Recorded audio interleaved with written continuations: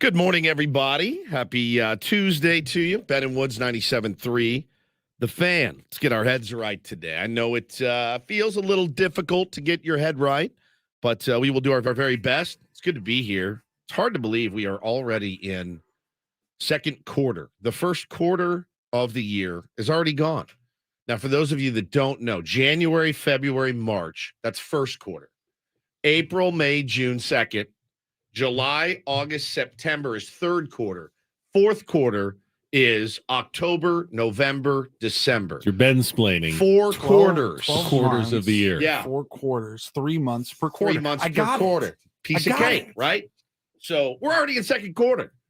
It's crazy. See, now that's terminology that if you're in terminology. Business, sales, the quarters of the year. I got an email at TV yesterday from the general manager. Hey, new start here.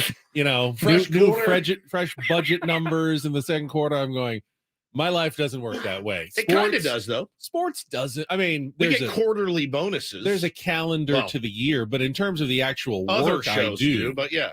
In terms of the actual work I do, there's a season and it kind of one blends into the other, like college basketball season blends softly into the baseball season, like it just did. And then baseball season blends into the football season, college with football, NBA somewhere in the middle there from the winter to the summer. It's not, that's how you it's roll. not as sharply delineated. There's no spreadsheet at the end of the quarter to see how you did in sports. Well, I'm Woodsy. That's Paul Reindl. He's our executive producer, our Aztec for life. Good morning, Paulie. Good morning. How you feeling?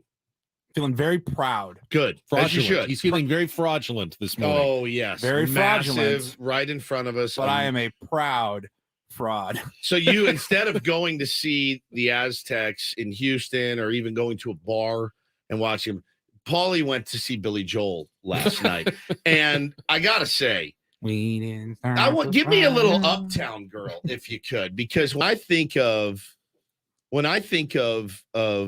musical geniuses and a good reason to miss a playoff game, this is what I think of.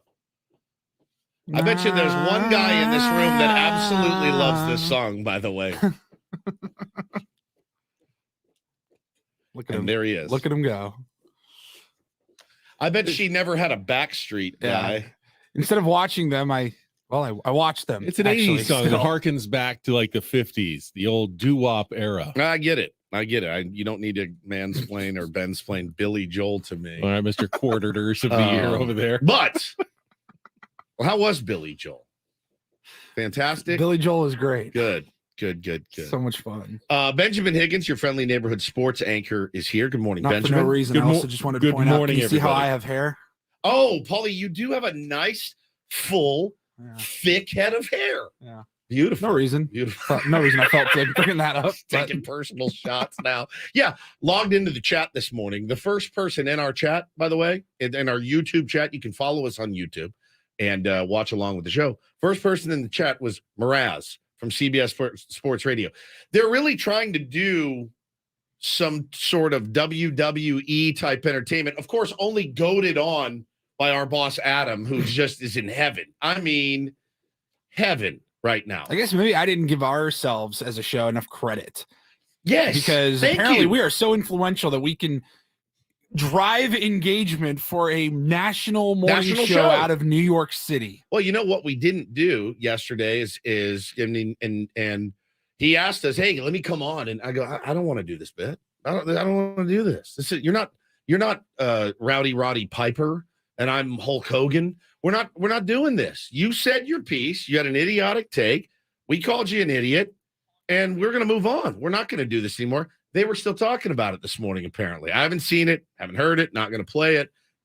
I'm not trying to do Royal Rumble here, cage match with the DA show. But first guy in the chat was Mraz, tough loss last night.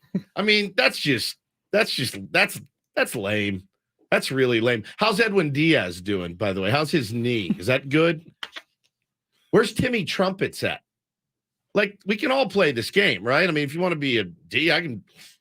Nobody likes being in the mud more than me. Nobody. I live in the mud. I don't like to do it, but I can do it pretty well. Trash talk is essential in sports and between fans. I get it, but after your team has lost a championship game, I think you have to lay off a little bit, right? It's fine. It's fine. The first one in the chat, just owning that big bad national show. So, man, what a day yesterday, certainly on the show, and then what a night last night. Big sports night, made great. It was the agony and the ecstasy, certainly, of sports. Watching the Aztecs, and we're going to get into our Aztecs talk at about 6:35 this morning. Obviously, going to talk some Padres baseball. What an exciting finish. How was everybody's? I mean, it was kind of a nerve-wracking day, kind of looking at the clock, waiting for the game to get going. I got to imagine, even for me, who's probably the most casual in this room, even I was like, all right, okay, let's get in the bath. Let's get this stuff going. All right, okay, now you guys are in the other room and don't come in here and just stay right there. Do you ever do this? I planned my entire meal schedule to make sure that I wouldn't have to do anything during the games other than watch the Aztecs. So I didn't eat lunch. I then had a couple of tacos at 2:45, like a dinner, like a between lunch and dinner thing. So I would be not hungry all the way through the end of basketball, and I could just focus in without any distractions, without any tummy rumbling, and just know I'd be good for the rest of the afternoon. That's basically the Ben Higgins version of pre-workout. Yes. Two small tacos. They weren't that small. 2 tacos, pre-workout, and now I'm locked and loaded. They're very much regular sized, tacos. I went to get a car wash and a interior cleaning, having kids. Do you pay for the bronze, the silver when you go to the car wash? What do you do? Take a wild guess. You get the works. I get the VIP package. The gold package for the extra $6. $6. Whatever it is. I mean, the cheap one's now like $18, and then the deluxe one's like $33 or something. Where do you go? Go to the same one that's probably down the street from your house. Where are you going? The one. What are you paying for? Are you getting a detail? There's a difference between a car wash and a detail. Are you getting a full detail every time? What are you paying for a car wash? What are you doing? We have Tony Gwynn is the chief bubbles officer of Soapy Joe's. You can probably get a car wash for $3 from Tony Gwynn Jr. And you're paying $50 for a car. You're paying more than $50 for a car wash. Do you know what the difference is between a car wash and a car detail? I paid higher. I paid I think $20. $70. I think I paid $20 a month for unlimited washes. $80. Higher. Oh, Jesus. $110. I'm gonna pull it up here just so you guys don't think I'm lying. The place off Birmingham, right? Sure. Attached to the gas station, they've got the Mexican food place. Yeah. It's not some deluxe unbelievable. The Mexican food El Pueblo is very good. But it's just a Valero gas station. It isn't some car wash extravaganza palace. It's a touch upgraded from a drive-through. What? My car is immaculate. I'm sure it better be for that price. It's immaculate. Honestly, it better feel like you're driving a brand new car this morning. I mean, it's shiny. So you got a full detail. They They took an hour or more to work on that, right? It took about it takes about. There was no one really there because it was a little bit overcast. But start to finish, the process. 45. Okay. 45. It should take more than that for what you're paying. So that place is bomb, though. The Mexican food place. What's it called? El Pueblo. Very good. So it's good. Yeah. So I got a breakfast burrito there, which again, we've talked about this before. It's potatoes. What is that in my head? I hear DA in my head. Maybe he owns me. He's rent free. Hold on. Be quiet. I got nothing. Just you. Is somebody's computer on? I'm down. I'm good. Nothing. Again, we've talked about it. It's potatoes. It's eggs. It's cheese. It's wrapped in a tortilla. Should be semi-healthy. Well, I got to the last bite, and I was like, oh, my God. It was slathered in grease. Just slathered. And I go, I don't feel so good. I couldn't eat. I didn't eat anything the whole rest of the day because I was like, well, I guess that's kind of good because it really knocked the. Now I hear it. You're right. I do hear it. I don't hear bleed. There's some bleed. Yes, you do. Yeah. No, I'm messing with you now. You turd. So yeah, I couldn't eat the rest of the day. I've got to go back to this car wash. All right, go ahead. Was there a cash tip in addition to that price that you just showed me? Yeah, $5. That's it? Yeah. Seems like low for Woods. I just paid $110 for a car All right, wash. he just admitted how much he paid for a car wash. A car detail. It's detailed. Do you realize that you could have paid $25 and the car would have been fractionally less clean? I mean, it wouldn't have been as clean as you gotten it. But you have two kids. Yeah, it's kind of a waste of two money. Monsters who within 5 minutes of getting in your car will have completely nullified the $110 that you paid. I never moved. Yeah, you did. You literally slid over to Ben. Oh, to show him. Hi, everybody. I was like, it's two of Ben. What is happening right now on the YouTube stream? This is incredible. Hi, everybody. Okay, get back to Woods. So I did that. Car's all nice and clean though now, and that's nice. I hope so. He gets me every time. What does he say? Does he say your car is going to fall apart if you don't? No, but I pull up. God dang, dude. Killer technology we got here. An Odyssey station. Here we go. Better. So I pull up and he's standing there. He's got his little pad and he's like, "Sir," I'm like, "Hey, good to see you. Very handsome dude, very sharp guy. Been there forever." And he gets me every time. Don't even let him say anything. You drive and you go, "I will have the silver wash, There's please." no menu out there that I can choose from. He holds it in front of you and he's like, "Here's this." And then for a little basic bit more, wash. I'll just take a basic wash, interior, exterior. I needed the interior done. They do the interior as part of a regular wash. They really do. They vacuum it. They wipe it down. Yes, they're not going to get under the mats and everything, but you know what? Like you said, it's going to be trash in 10 minutes. And you're going to go, what did I just pay $110 for? It's very clean. It's very clean. Just go to Soapy Joe's like Paul does. Get the membership. You're in good shape there. If you're going to pay that much, you might as well. I mean, they got the damp towels, the vacuums, all that stuff. Woods doesn't want to do anything himself. Self-serve is not the Woods style.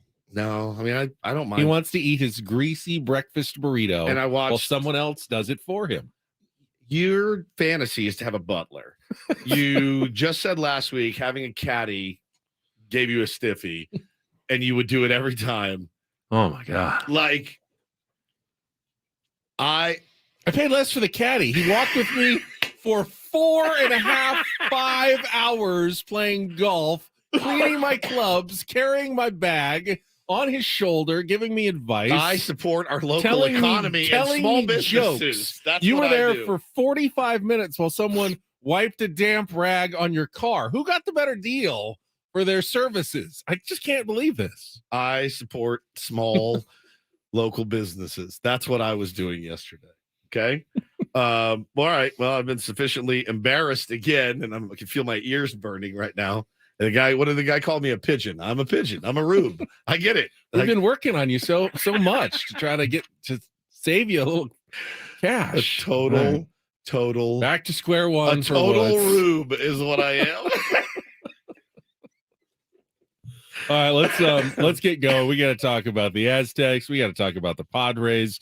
If you haven't heard it yet, we have all the walk-off calls for Ha-Sung Kim's home run back-to-back in the 9th inning with David Dahl. We needed that, San Diego. The last thing you wanted after an Aztecs loss was a 9th inning loss to the Diamondbacks to just complete the turd sandwich of a day. So you could feel it. You could feel that turd sandwich coming, couldn't you? It was on the plate. They had just cut it in half, and you could feel, you're like, I'm going to have to eat this thing, aren't I? This is really going to happen tonight.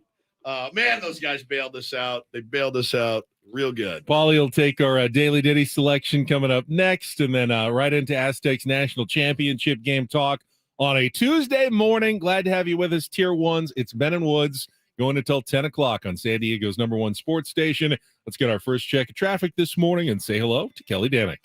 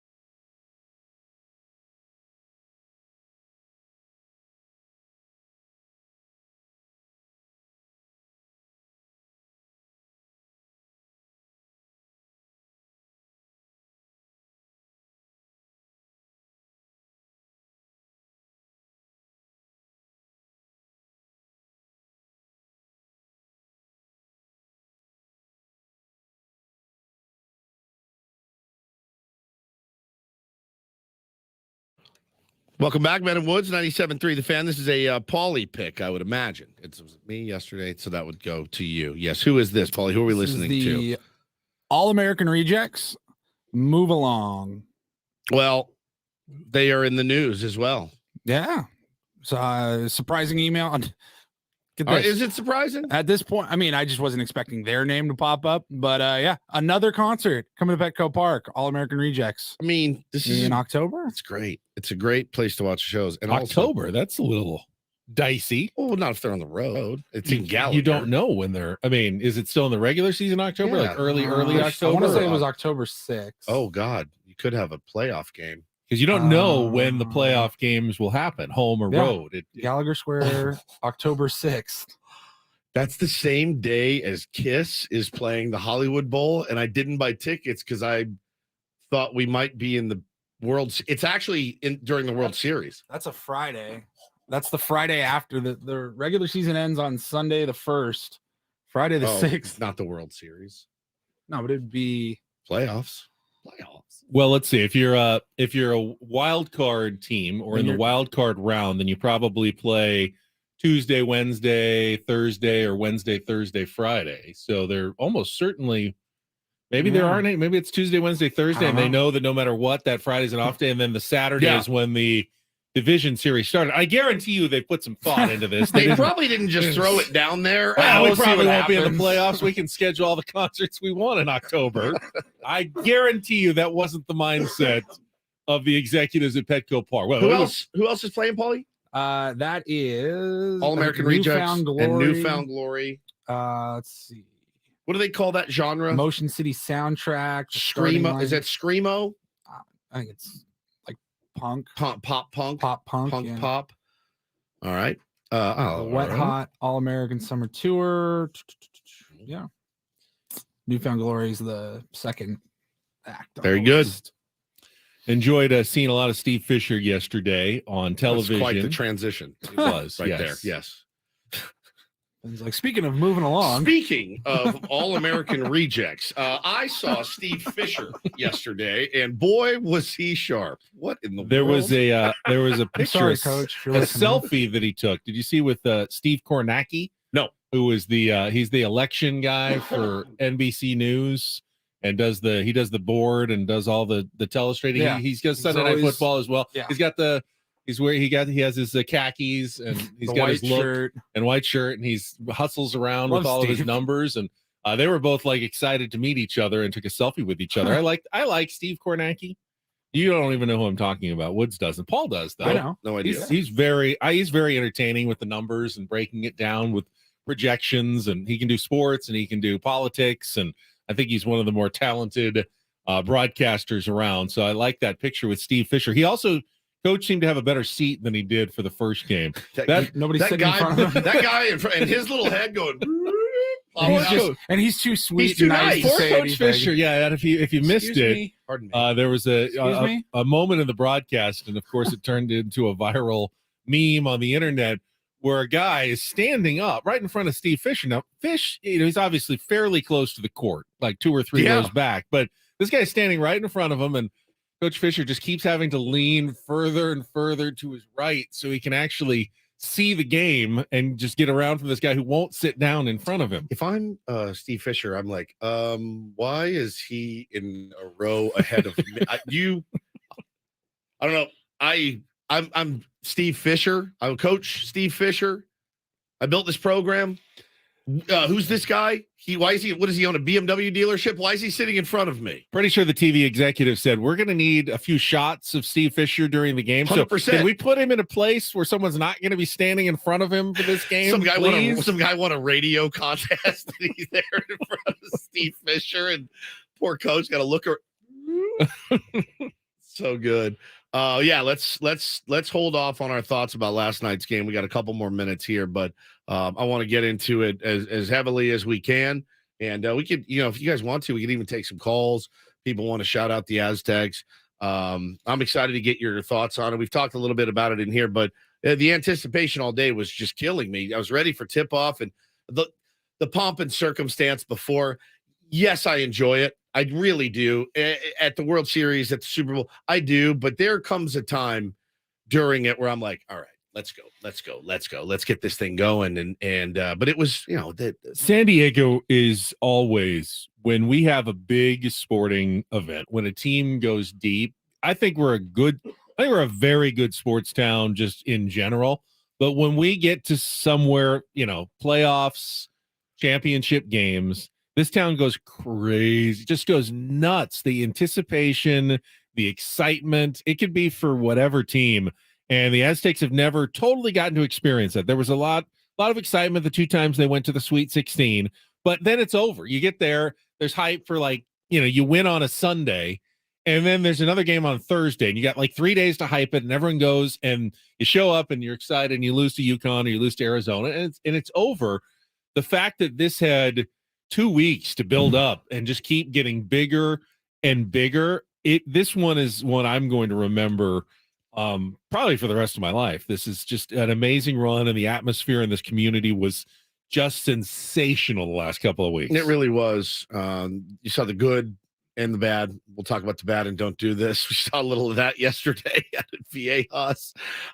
There's a small, tiny little part of me that goes, all right, guys, I can understand your excitement, your fervor, but let's not make this into a situation where people get hurt. But man, yeah, for the most part, it was just people celebrating and being very happy. And really, honestly, the most common theme I saw last night, guys, and I'm guilty of it as well. The Aztecs captivated this city. They had people that don't watch a whole hell of a lot of basketball staring at the television, waiting for the games, believing in that team. My hand is raised fully.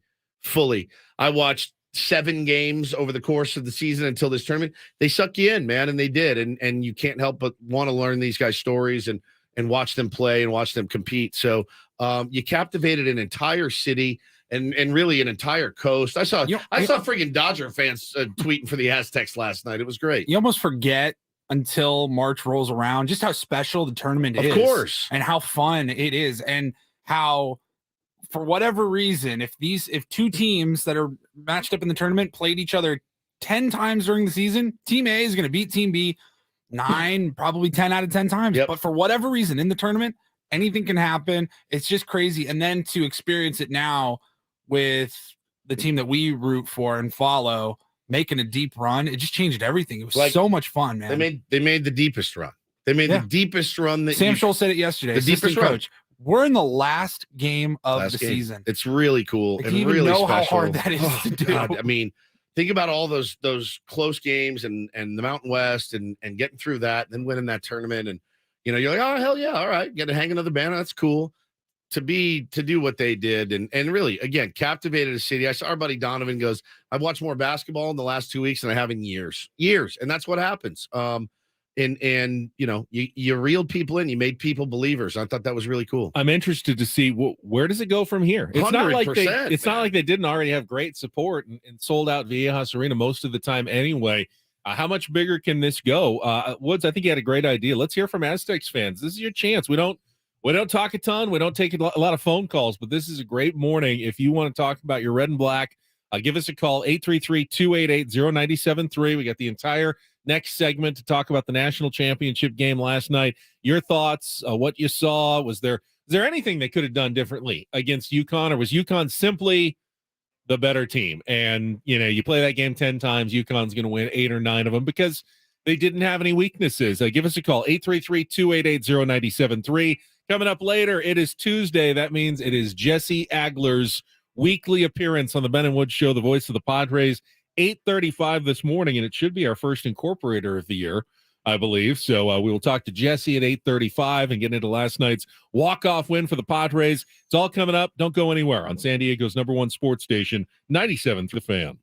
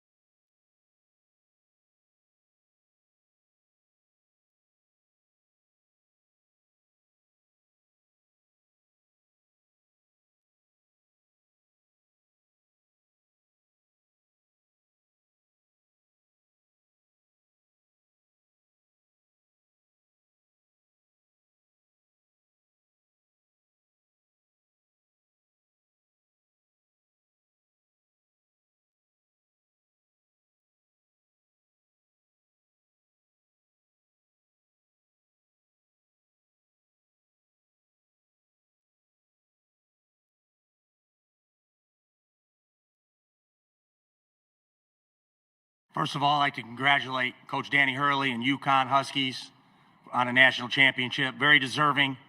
They played at an elite level the entire tournament. We battled back to 5 in the second half, but gave them too much separation. And we weren't at our best tonight, and we had to be at our best to win the game. And a lot of that has to do with UConn. But I'm proud of our guys. These guys have given me everything they've had. 6 years, 5 years, 5 years, 5 years. These guys are what it's all about. And it's about college athletics. These guys are good people, and they're good students, and they're really good players. So we can feel good about the things we did. And we are. We feel good about the things we did. Disappointed in the loss. But there was a brotherhood in that locker room that'll never be divided by a margin of victory or not winning at all. That brotherhood's going to last a lifetime. I told him that. And I was in there with Juwan Howard, and we were sad many years ago together too, when I was an assistant coach and he played for us. And he was in here supporting me because that's the kind of brotherhood that we all have and will continue to have. So I'm proud of these guys. Man, how do you hear that? As if you're a dad and you have a son, and Coach Dutcher calls you and says we'd like to have him come to San Diego State, and you hear that message and you see how his players react and how they stay and want to stay and you know, how they behave and all that, man. I mean, how do you not say, yeah, this is a good spot for you? The video of Matt Bradley just bawling his eyes out, Awful, and man. Dutch just giving him the big hug and going, I'm here for you, Here whatever for you. you need. Whatever That's you just need. like, oh my God. It's Gutting. but it's also, it's got to be the best recruiting video. I mean, he'll never show that to someone, but it'll get out there. Hey, kid, come here for a sec. Sit down. Look at this. Yeah. Do you see how genuine I am? Have you ever seen, and those are real tears, by the way. Hey, you come, we lose a big game, you're going to get this exact treatment. All right. Why don't you sign right here, and we'll get this done. We'll send over the details. You know, Dutch said yesterday, I hadn't even thought about this, but basically it was, you never forget your first. And I thought, wait, this is 6 years he's been here. It's your first team. He says, no, this is my first team. I mean, the players that I recruited to start after he took over for Steve Fisher, these are the ones who ran through with him. They were all his players at the end. Adam Seiko, 6th year, all the 5th year guys were the guys he brought in at the very beginning. I mean, think about that. His first team, his first group of recruits, crazy. That's pretty amazing. went to the national championship game. That's unbelievable. And he said, you know, there'll be other years and there's been other great teams and there'll be more great teams, but the first one is always going to be special. My first team as a head coach, I spent all these years with them through COVID, and we ended here in the national championship game. What an unbelievable story. All right, let's talk about the game a little bit. Just kind of your overarching thoughts. We'll do that after traffic. Yep. All right. On 97.3 The Fan. From the premier Buick GMC of Carlsbad Traffic Center, part of the Premier Auto family, here's Kelly Danick. Traffic is sponsored by the all-new Premier Buick GMC of Carlsbad.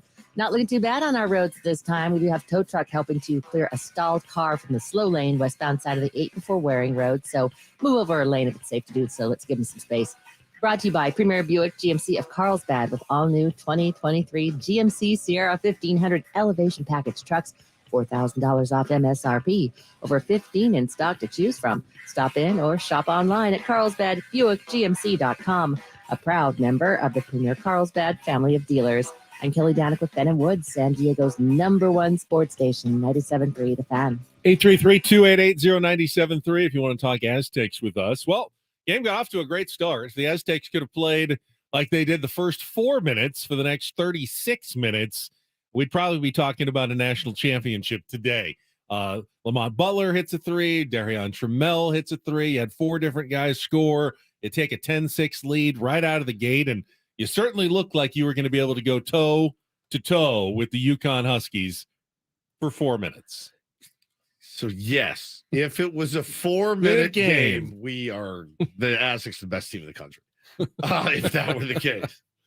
They look so good. I really thought it was going to go the other way. And is it rare to see a team come out so confident and executing so well and then start to get, well, rattled and have nerves? But I think the credit, Ben, has got to go squarely with the UConn Huskies. Honestly, like squarely. They were a oiled machine. Their ball movement, their shooting, they made seemingly everything. They made seemingly everything. That kid that was stepping back, hitting the 3-pointers. Oh my God. The little screen. And he's just like, bing. Here's the other interesting part. I was like, I'm watching the game intently. I feel like we're down 50. The feeling that I had in my gut is we're down 50 points. We're on a 17-minute scoreless streak. It feels like we're only down 11. They're only down 12. Like, it's very much in reach. The lead was bigger for FAU. Now you got to imagine UConn's a little bit better coached, better athletes. Okay, you're still expecting at some point them to go ice cold, and I mean ice cold, or kick the ball around. You know what, man? They mitigated the damage. They really did, and did not let the Aztecs break through. I mean, closest they got was 5 in the second half, and that was exciting. But man, it's almost like they got to 5 and UConn just went and just choked them out from there. I give all the credit to them. They were more athletic. I'm not going to sit here and say they hustled more and wanted it more. They just were better, just a better team. When you're, they didn't have a hot night either. They were the best team. They were just throughout the tournament. Best team. I remember I was talking to a buddy of mine who watches a hell of a lot more college basketball than I do. After the first weekend, heading into the Sweet 16, he goes, "Dude, I like UConn as a 5. They right? They were 5. They were a 4. He goes, they look so good, top to bottom, just a complete team. Now, I agreed with him, not knowing that San Diego State would actually face them in the championship game, but this wasn't. I really felt like going into yesterday's game. Not that I expected to lose at all. It was more just what were my expectations for the game, like feelings wise. I was like, the only reason I see myself getting like actually angry, pissed off, throwing things is like, I don't know, they choke away a 20-point second half lead or something. Right. Like that would suck. But you knew going into that game, you were going up against a very, very formidable opponent. Name an aspect of basketball, and UConn is doing it well. Yeah. Shooting, transition, defense, rebounding, depth. I mean, there really wasn't a weakness to exploit. When you're a coach and you're looking like, all right, I think we can have our way in this facet of the game.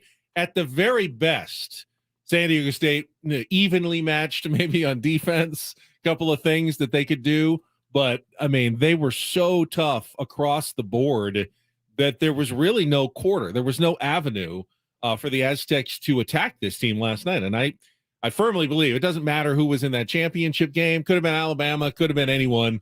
They were not beating UConn last night. They were just simply the best team, at least in March, in college basketball. And, I guess they had that one stretch, like 6 losses in 8 games, but started 14-0.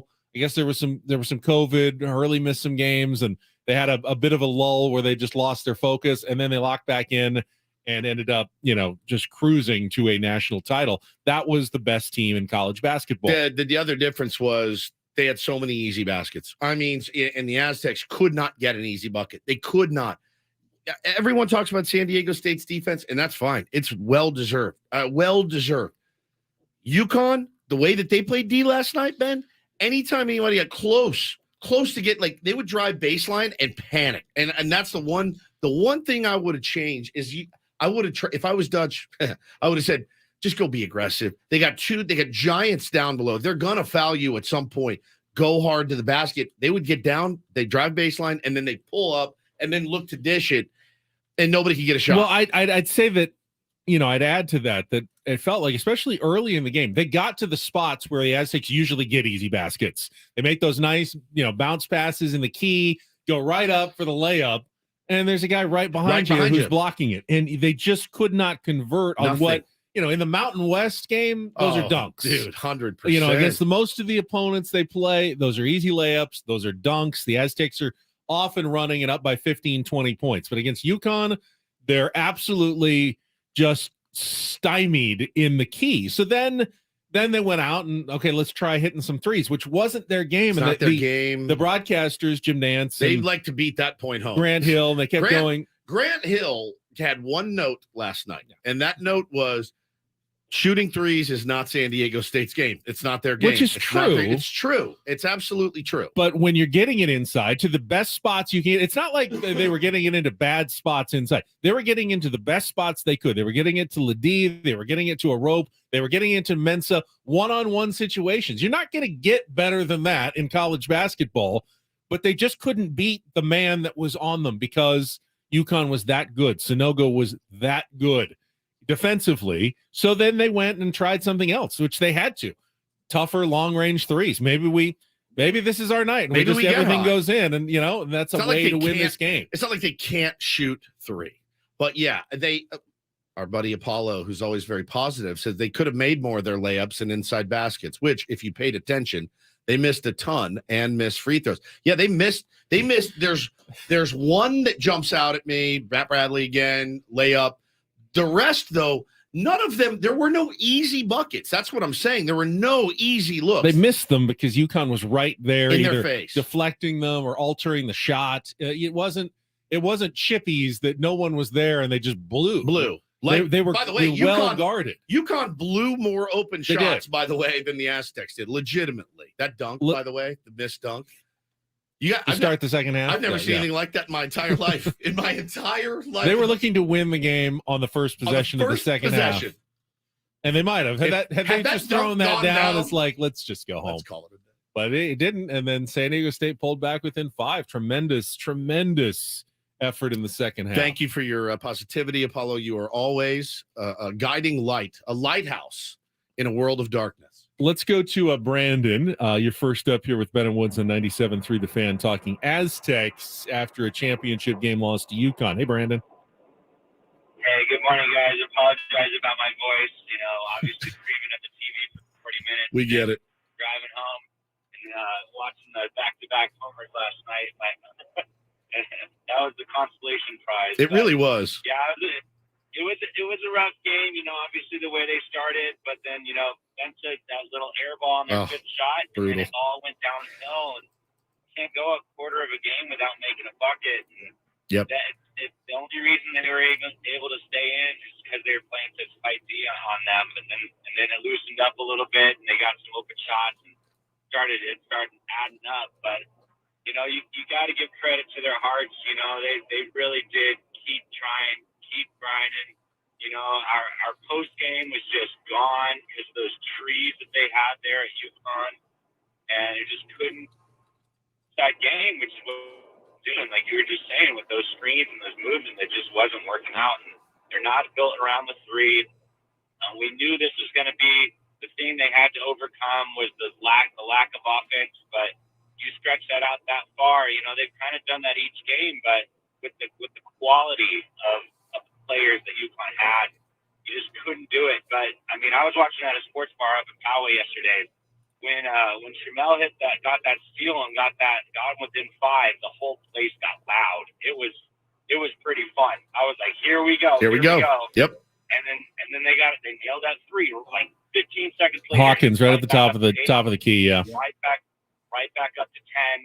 And I'm like, God, man, it's right back where it was at halftime. So all those runs that they were counting on that they've gotten in the past, they were able to just squeak back that lead down and get all the way down to a single possession.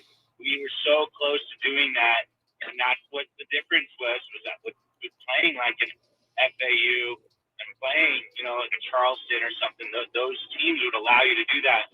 UConn just seemed unbeatable, and it's unfortunate,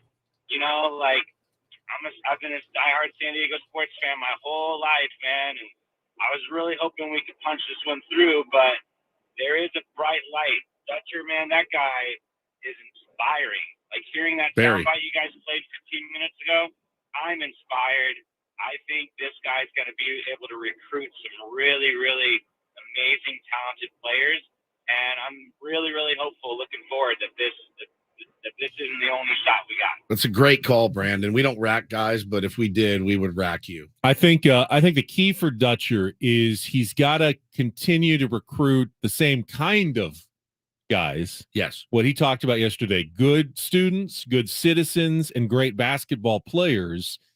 But maybe there's an even just a slightly higher notch, that still fit the mold, defensive minded, tough, gritty, but also Can shoot lights out. Spectacular offensively? Does that guy exist out there? And if he does, is he now potentially looking at San Diego State? You know, you got a guy like that who has a complete all-around game, plays unbelievable lockdown defense, is hard-nosed, is a team guy, but also is an offensive star. You know who calls him? Yeah, Duke, Kansas, North Carolina. Can Brian Dutcher now compete in the living rooms with those players that are usually going to go to the blue blood schools? Like UConn is one of them now, an absolute blue blood no school. question. Is there a way to quantify what, you know, you do it financially, obviously, in sports, like, oh, I hit 50 home runs. Guess what? I'm getting a raise to this. We made the Final Four. We made the championship game. That will boost recruiting by, I mean, it's you still have to want to play in the system. You still have to want to play in the city. You still have to want to play for the coach, et cetera, et cetera. Of course, so many more eyes are on you nationally. I think it can only help, but, you know, you want to see, like, it helped Gonzaga for many, many years, right? When they made their run and put them on the map, it helps teams with national exposure. It's going to be fun to watch who they get and how it quantifies, you know, and how it plays out after a few years to see what it does. I think the next step for the San Diego State Aztecs, they were already on the West Coast, right up there with the Gonzaga, UCLA, Arizona, the top programs. Now you want to get the guys the top West Coast guys, steal them away from, you know, maybe your fellow Pac-12 schools in a year or two of UCLA and Arizona. Why would you go to Spokane, Washington, when you can play for just as prestigious of a program in San Diego, California? Yeah, you might not get the kid who's growing up in Raleigh, North Carolina. They're gonna go to one of those schools, Duke or North Carolina, but you can get the guys growing up in, you know, Arizona, Phoenix, all throughout Southern California, Bay Area, you know, West Coast. Make that LA? a destination. Yeah. You know, San Diego's already done well in LA. You know, if they can do better than UCLA, I think that's the next step forward in this program. All right, we'll continue the discussion. More of your calls, 833-288-0973. The officiating, was it a big factor in the game yesterday? I saw a lot of Aztecs fans saying that was a big difference. What did you think? We'll talk about that and play a little Take on Woods when we come back. Hour number 2, Ben and Woods next on 97.3 The Fan.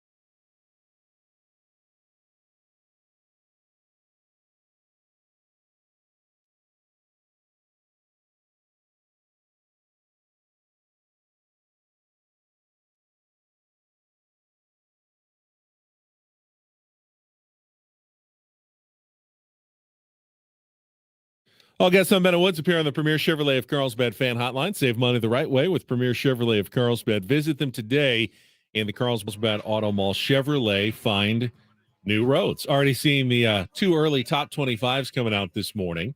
Let you know where San Diego State checks in just a second. I did want to talk about the officiating.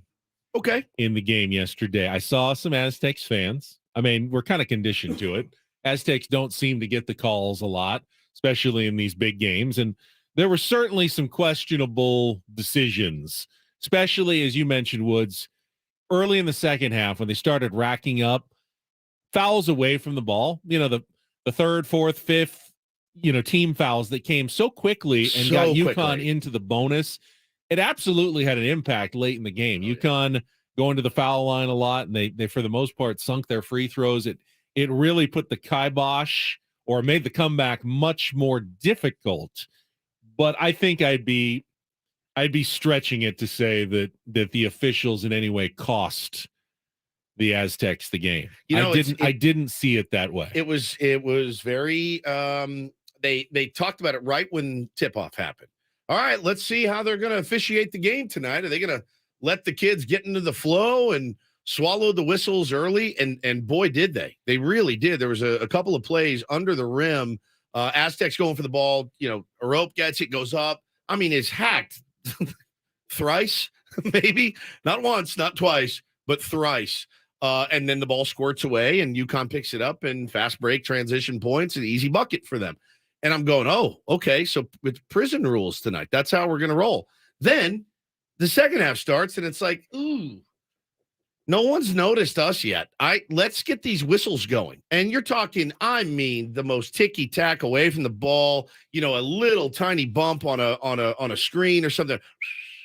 Blow the whistle. It's like, oh, God. Okay, well, now they're at 5. Now they're at 6. Double bonus. It's just like, here we go. And it really kind of ground the game to a halt. Yeah, if I'm being honest, though, I do feel like the Aztecs also in the second half got bailed out a couple of times when they were underneath and kind of took wild, throw one up by the basket, and the whistle came out, and I'm going, I don't know that was a foul, but I'll take the free throws that are coming for San Diego State. So to me, the officiating was not the difference in the game. Look, was it good? No. It impacted the game, as officiating always does. Always does. Whether you make calls or you don't make calls, it's always going to impact the game in some way, and it's going to benefit probably one team or the other a little bit. There's just no way. Just like we talk about umpiring, there's no perfect game other than Pat Hoiberg in the World Series, and it's always going to slightly, at the very least, impact one team or the other. Unless it's, though, egregiously lopsided one way or the other, or there's just a horrible call or two that comes in a critical moment. I'm not gonna say the officiating changed the outcome of yesterday's game. I think honestly, Ben, the officiating in the FAU game was far worse and far more lopsided towards FAU. The fact that the Aztecs were able to win that game, I thought was a miracle. Being down as much as they were down with, so many calls going against them. And that is what kind of gave me a little bit of a glimmer of hope last night. And it just, look, it didn't work out. It's so hard for me to come in here this morning and say, well, they should have done this. They should have done that. UConn was just a better team all around. Deeper, bigger, faster, stronger, better. Hit their shots, made those threes. Those threes were unbelievable. They were just a better team. You got beat by a better team. And somebody made the very astute point. And I'm sure I feel like it's kind of always this way, but correct me if I'm wrong. It's probably not, actually.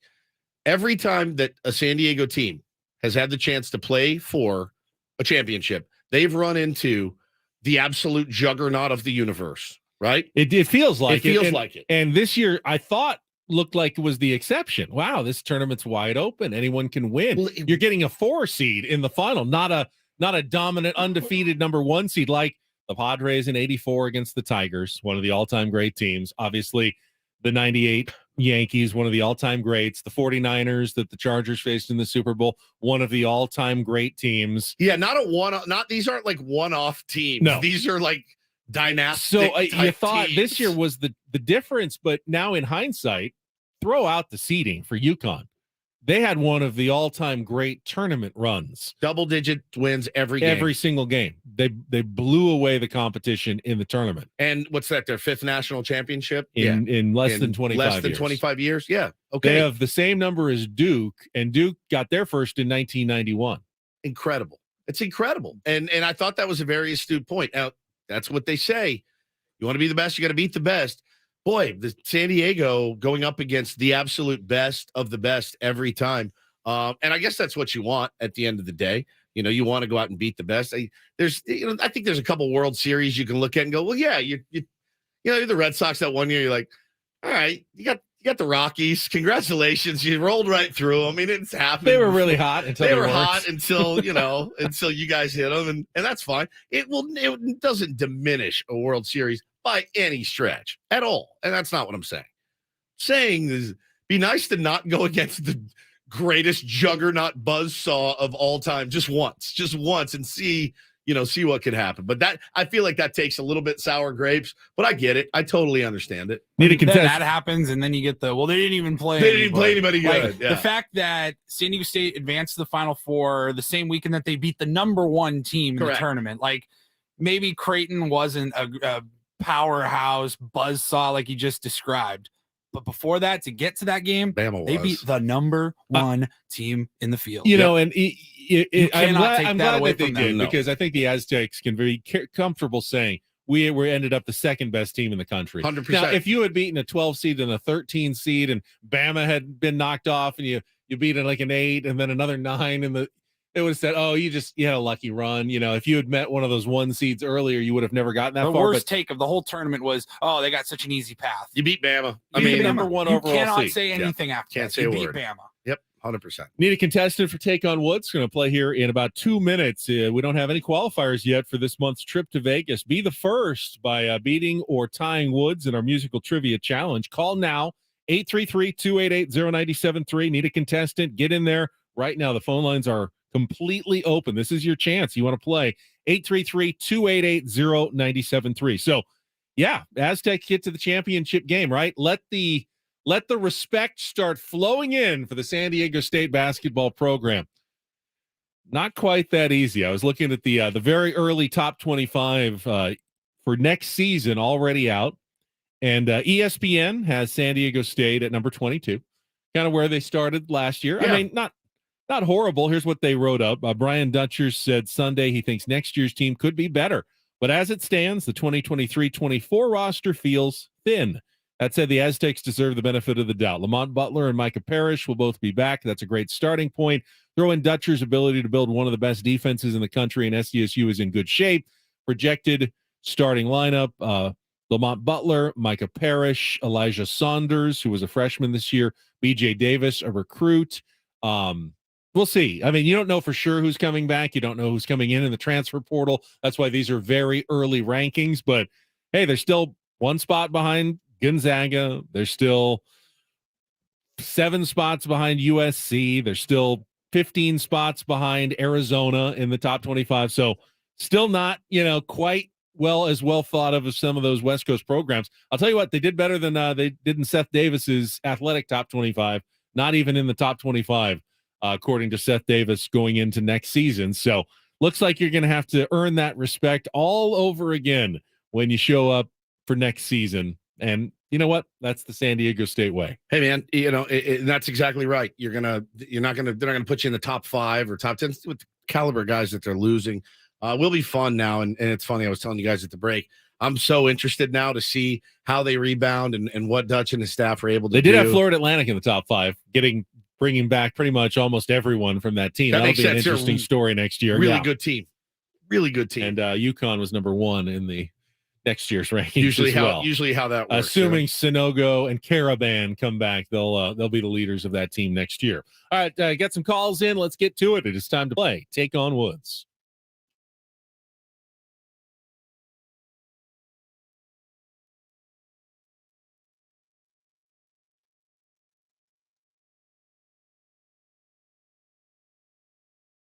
All right, let's go with Mike this morning. Mike, how are you doing today?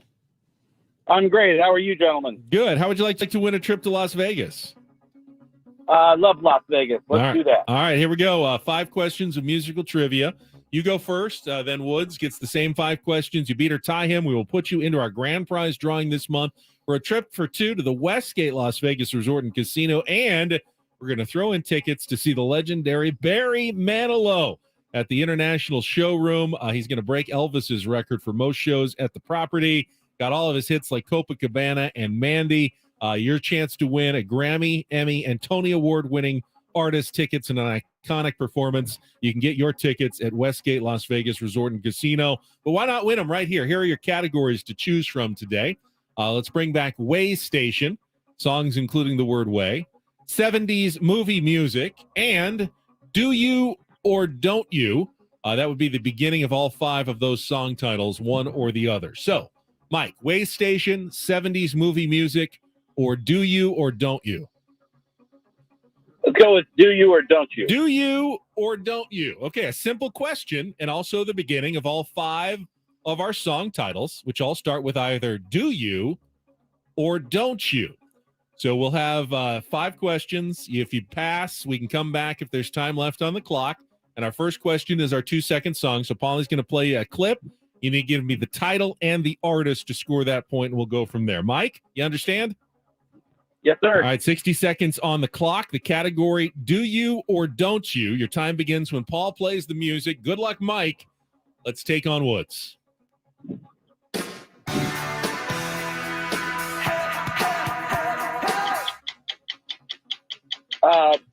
That just escapes me right now. Go ahead to the next one. Pat. Culture Club had their first big hit when they asked which 7-word question in 1982.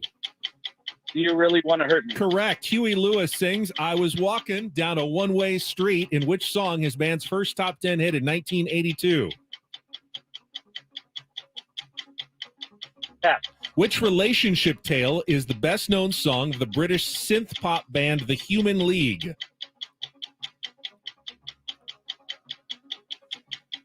Pat. Which 1965 debut hit by the Lovin' Spoonful was declared one of the 500 best songs of all time by Rolling Stone? God, this is terrible. Now let's go to the 2-second song. All right, go back to the song again. Don't Forget About Me by the Petco. No, Simple Minds, close. It's just Don't You, actually, but you did get the one, Do You Really Want to Hurt Me? The other answers, Do You Believe in Love by Huey Lewis and the News, Don't You Want Me by the Human League, I love that song, and Do You Believe in Magic by the Lovin' Spoonful. 1 point, probably not going to be enough, but we'll see. Let's bring Woods back in. He doesn't get the category, makes things a little tougher for Woodsy. All right, Mike's score is locked in. Let's reset our 2-second song, our 5 questions. Your time begins when Paul plays the music. Good luck, Woods. Let's take on Mike. Don't You Forget About Me, Simple Minds. Correct. Culture Club had their first big hit when they asked which 7-word question in 1982. Do You Really Want to Hurt Me? Correct. Huey Lewis sings I Was Walking Down a One-Way Street in Do which You song? Believe in Love? Correct. Which relationship tale is the best-known song of the British synth pop band The Human League? Don't You Want Me, Correct. Baby? Don't You Want Me? Don't You Correct. Want- Which 1965 debut hit by the Lovin' Spoonful was declared one of the 500 best songs of all time by Rolling Stone? Is it Give Me Some Love? No. Do Lovin' Spoonful. Do. Do. DD Mega Doo. I'm going to go with DD Mega Doo. Yeah. I don't know. DD Mega Doo-Doo. Do you believe in magic? Oh, and But you get a win 4-1 All right, today good. over Mike in the category Do You or Don't You? Okay. They all started with one of those 2 phrases. Very clever. Very good work. Very Woods. clever. Very well done. You're Thank 2 for 2 this month. No qualifiers yet for Vegas. We'll try again tomorrow morning to get Feeling someone good. into the drawing for the trip to the Westgate. Speaking of Do You or Don't You, it's time for Don't Do This coming up next. What is happening up in Anaheim right now? What is going on God. with the Anaheim Los Angeles Angels of Disneyland? What And, is going on? We may have had some over-enthusiastic San Diego State fans yesterday as well. That was, We will get to that coming up next. It's Ben and Woods. We'll be back after a check of traffic here on 97.3 The Fan.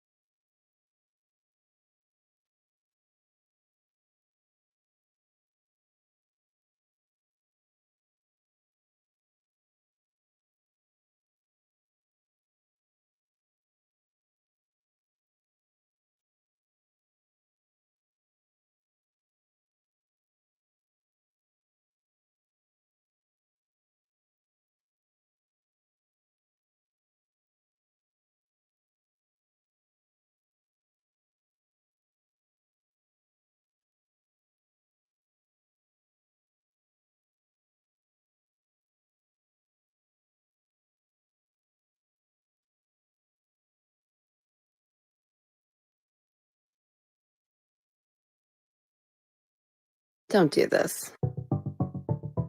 It's time for Don't Do This. What were you thinking? 3 stories from the world of sports that make us all shake our heads. How many times do I have to tell you? Oh, I'm sorry, I fudged up, guys. You idiot. You moron. The apple sometimes does fall from the tree. Don't Do This Do not tweet that. with Ben and Woods I like a Nickelback song or two. on 97.3 The Fan. I know there's some Padres fans out there who are screaming, "Don't do this" at us. I don't know that we've ever gone this long after a walk-off win without really talking about the Padres, but we will get to it coming up here in our next segment. I promise you, we got all the calls, we got everything. Will be plenty of Padres talk coming up. First, you can listen to 97.3 The Fan on the Odyssey app for your chance to win a 4-pack of tickets to Legoland. Every hour you listen now through April 16th equals 1 entry in the contest. Awesome awaits at Legoland California Resort. Check out their newest edition, Miniland San Diego, featuring a replica of Petco Park. Get your tickets at legoland.com/California. Well, I thought everything was hunky-dory on campus yesterday at San Diego State. Nice, clean fun, everybody watching the game. And then I was tagged in a video, and you guys were as well, last night. This was gnarly. So I did see there were a lot of lines to get into Viejas Arena for the watch party. It was definitely packed and the place to be last night on campus. But apparently at some point they reached capacity and they had to close the gates and not everyone had gotten in. And well, you know, college students, sometimes they don't like to take no for an answer when they feel like fun is on the other side of a fence.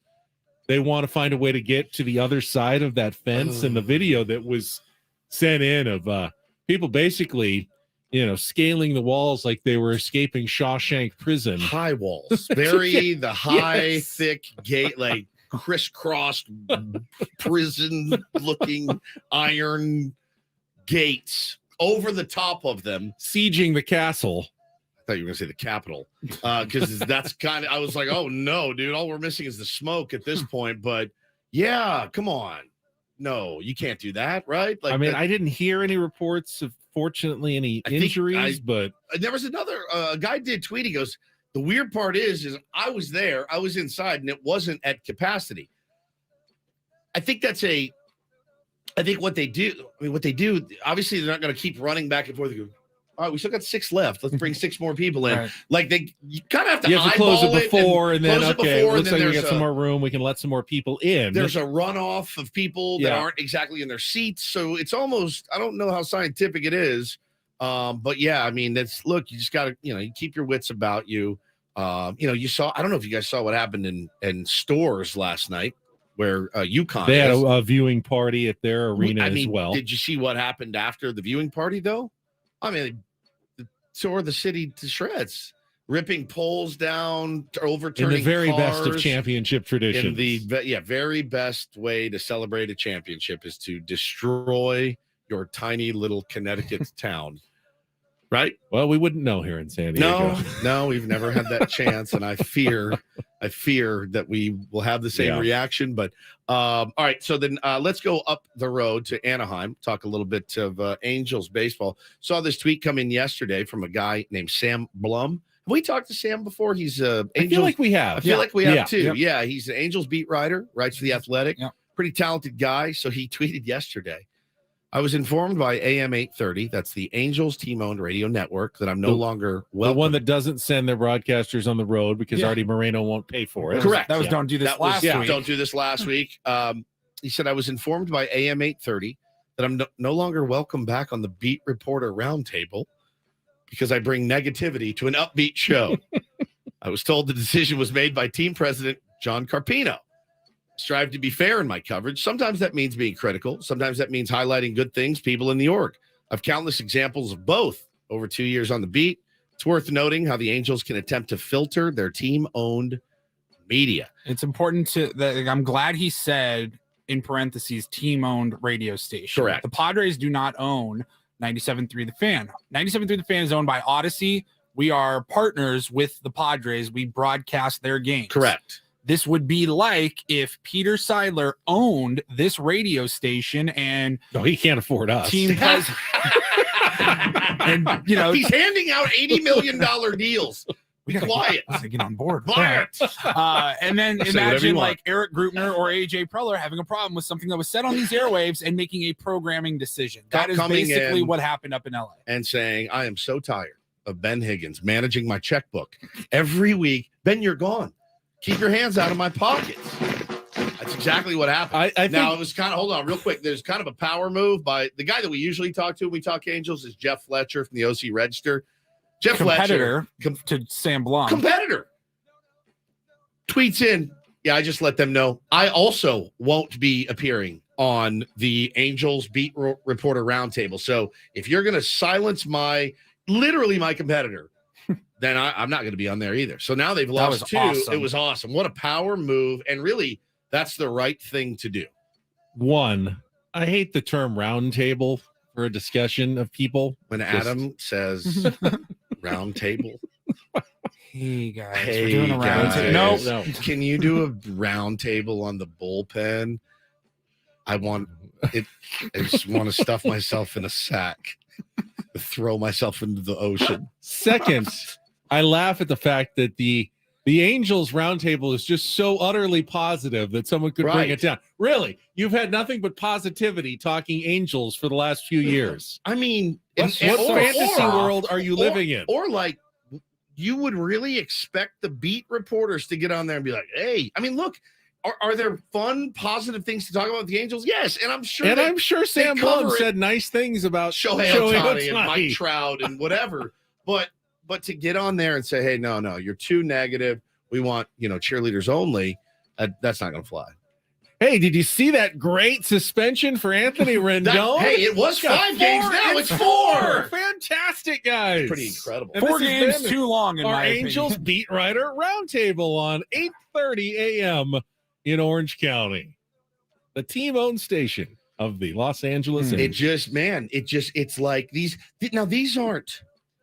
aren't mistakes like where they're just continuing to drop little balls, Ben. Really, like they're in the most precarious situation of all. They have the greatest player maybe the game has ever seen. And I don't think Shohei Ohtani's gonna be like, well, if Sam Blum's not on the round table, this isn't an organization I want to be at.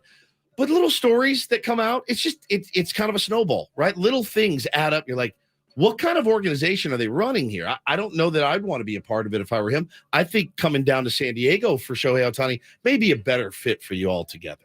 Finally, do this. And Paul, mega doo-doo. Paul, I don't know if you have any more audio from after the game from either Dutch or Matt Bradley getting emotional, but I just wanted to once again salute the class of the San Diego State Aztecs in defeat. They were classy in victory in all of their games and all 5 of their wins, maybe even more classy in their defeat last night. I thought Dutch's post-game interview with Tracy Wolfson, just the epitome of what you're looking for in someone to lead, young men in a college basketball program. So proud of that team, proud of Dutch, his assistant coaches, Sam Scholl, who we had on a couple of times in the last week, all of them just representing the university and San Diego so very well in this NCAA tournament. There's So a little Sorry, audio. I'll ask Matt to take that next. yeah. Yeah. This is Matt Bradley. Yeah.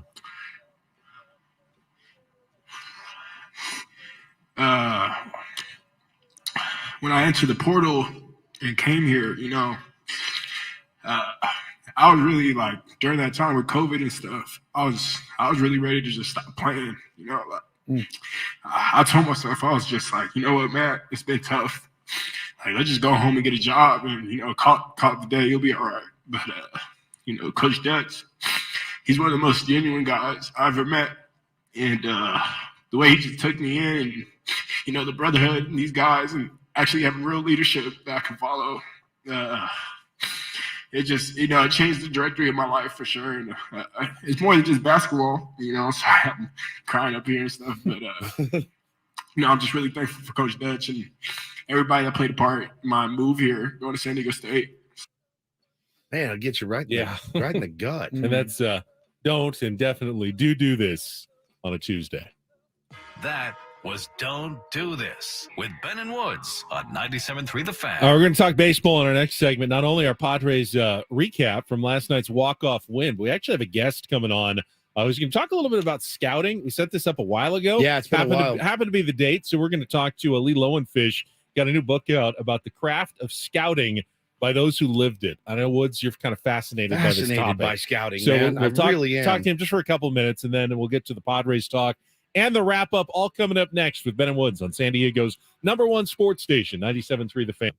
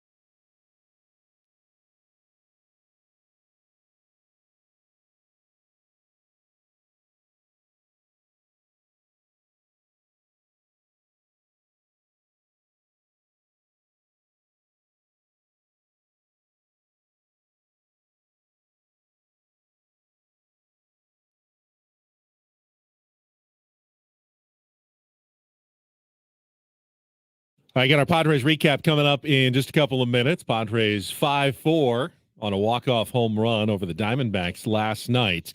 But I think while I was on vacation, you saw this and set this up. And scouting is something that we don't talk about a lot anymore. In this day of analytics and numbers, you kind of forget about those guys who go out onto the diamonds of America to find these baseball players.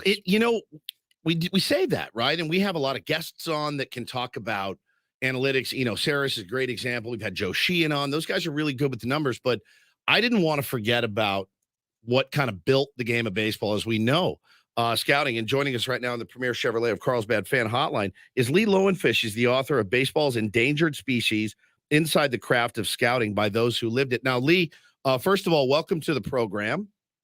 Well, you certainly said it very well, that these guys built the game, and a lot of their proteges have been laid off since Moneyball, both the book and the movie. And baseball has been hurt by it, because I'm a great believer that the Yankees, starting with Paul Critchell, 100th anniversary coming up this end of this month, have been signing Lou Gehrig. And Charlie Barrett and the Rickey method and the farm system, that's where baseball became great and the national pastime. And I'm concerned that there's not a scout school anymore. They're not developing scouts, and they're not developing players the way they used to. So that's why I did the book. And I'm an Oriole fan, but I'm a baseball fan. So. It's always good to talk about this because it's an important topic. So I got the book yesterday, and I didn't have a chance to, obviously get all the way through it, but I did thumb through it last night and was reading a couple of things. The Nolan Ryan stuff's fascinating. Now, the interesting thing to me is we live in San Diego, Lee, where our general manager and team president, AJ Preller, really is a scout at heart. I mean, no kidding. I saw him on Saturday scouting a 15-year-old kid at the Little League fields for which my son plays. He loves to scout players. So I think some organizations still believe in it. And I'm kind of in the camp, and I wonder if you are as well. There's certainly nothing wrong with more information and numbers and, things like that. But the teams that are able to do both well are really the teams that kind of rise above the other teams. Do you agree or disagree? Oh, absolutely. Absolutely. And I was, after the book went to press, I learned that Houston actually added scouts after they were in the vanguard of getting rid of all their pro scouts, and then of course that led to the scandal, and they were Hinch paid his dues, although I take issue with Hinch because he was given. He was asked about team chemistry once, and he said, "Well, if you give me a number, I'll look at that." And you just can't do it that way. I mean, because of the nature of the sport, it's a fail sport, and how people handle defeat, in the jargon of the sports psychologists, a lot of which is true. You want players who can feel comfortable when they're uncomfortable, and that's the nature of this game. I'm glad to hear this, by the way, about AJ Preller, because he has an owner who will spend anything, it seems. But I think he's got some of the pieces in place to make a run at the Dodgers, which I hope he does. I also hope the Diamondbacks and the Rockies can start. I've heard they're developing some good players, but what's their makeup, and who are the veterans to lead them? I mean, you have to have the mix, and right now, without doubt, it's the analytic people who are in the saddle. Lee, you mentioned Moneyball. In your mind, it was a game changer. Especially the movie portrays the scouts. They're essentially the bad guy in the movie. Yeah, they are. They are the villain of the Moneyball movie, and it feels like that was kind of a bit of a turning point in all of baseball. Well, it started with the book too. It was accelerated with the movie, and I love movies, but they are movies, and ESPN, entertainment, sports, programming. Well, it's more entertainment programming now than what I consider sports, which is about losing as well as winning. And so I know there's a wonderful story. There's so many stories about the movie. There's a scout in the movie who plays himself actually, but there's a different name. And they didn't give him a script when he's fired in the movie. He says, because he's been fired so many times, I don't need a script, you know. But the thing is, they came back, you know, and the way I organized my book is the historical story of the rivalry, the Yankees and the Cardinals and the Dodgers that Ricky ran. But then the stories of other scouts more to the present day. And, you know, three of them I call baseball monogamous because they stayed with one team all the time. Billy Blitzer of the Cubs, Gene Bennett of the Reds, who was a Branch Rickey protege from his home county, and the last one is the last story in the book is about the Red Sox scout who took the circuitous route. The third monogamous is Paul Snyder, who is an amazing story because he played in the minor leagues for the Braves. Came from Pennsylvania, a hotbed of in the old days, and still today there's still a lot of people players out of Pennsylvania, not just Texas and California. And then he went to manage for the Braves, and then scouted, and he dealt with illness, but he came back. He worked with Bill Lucas, who was really the first black general manager, although Ted Turner didn't give him the title. But Bill Lucas was, you know, just a wonderful story of a guy who mentored Dusty Baker when Dusty was in the minors, and Dusty told me that when he graduated from Marine dress school, Lucas came to the ceremony because he knew that he knew what kind of makeup Dusty had, both as a player and as a future manager.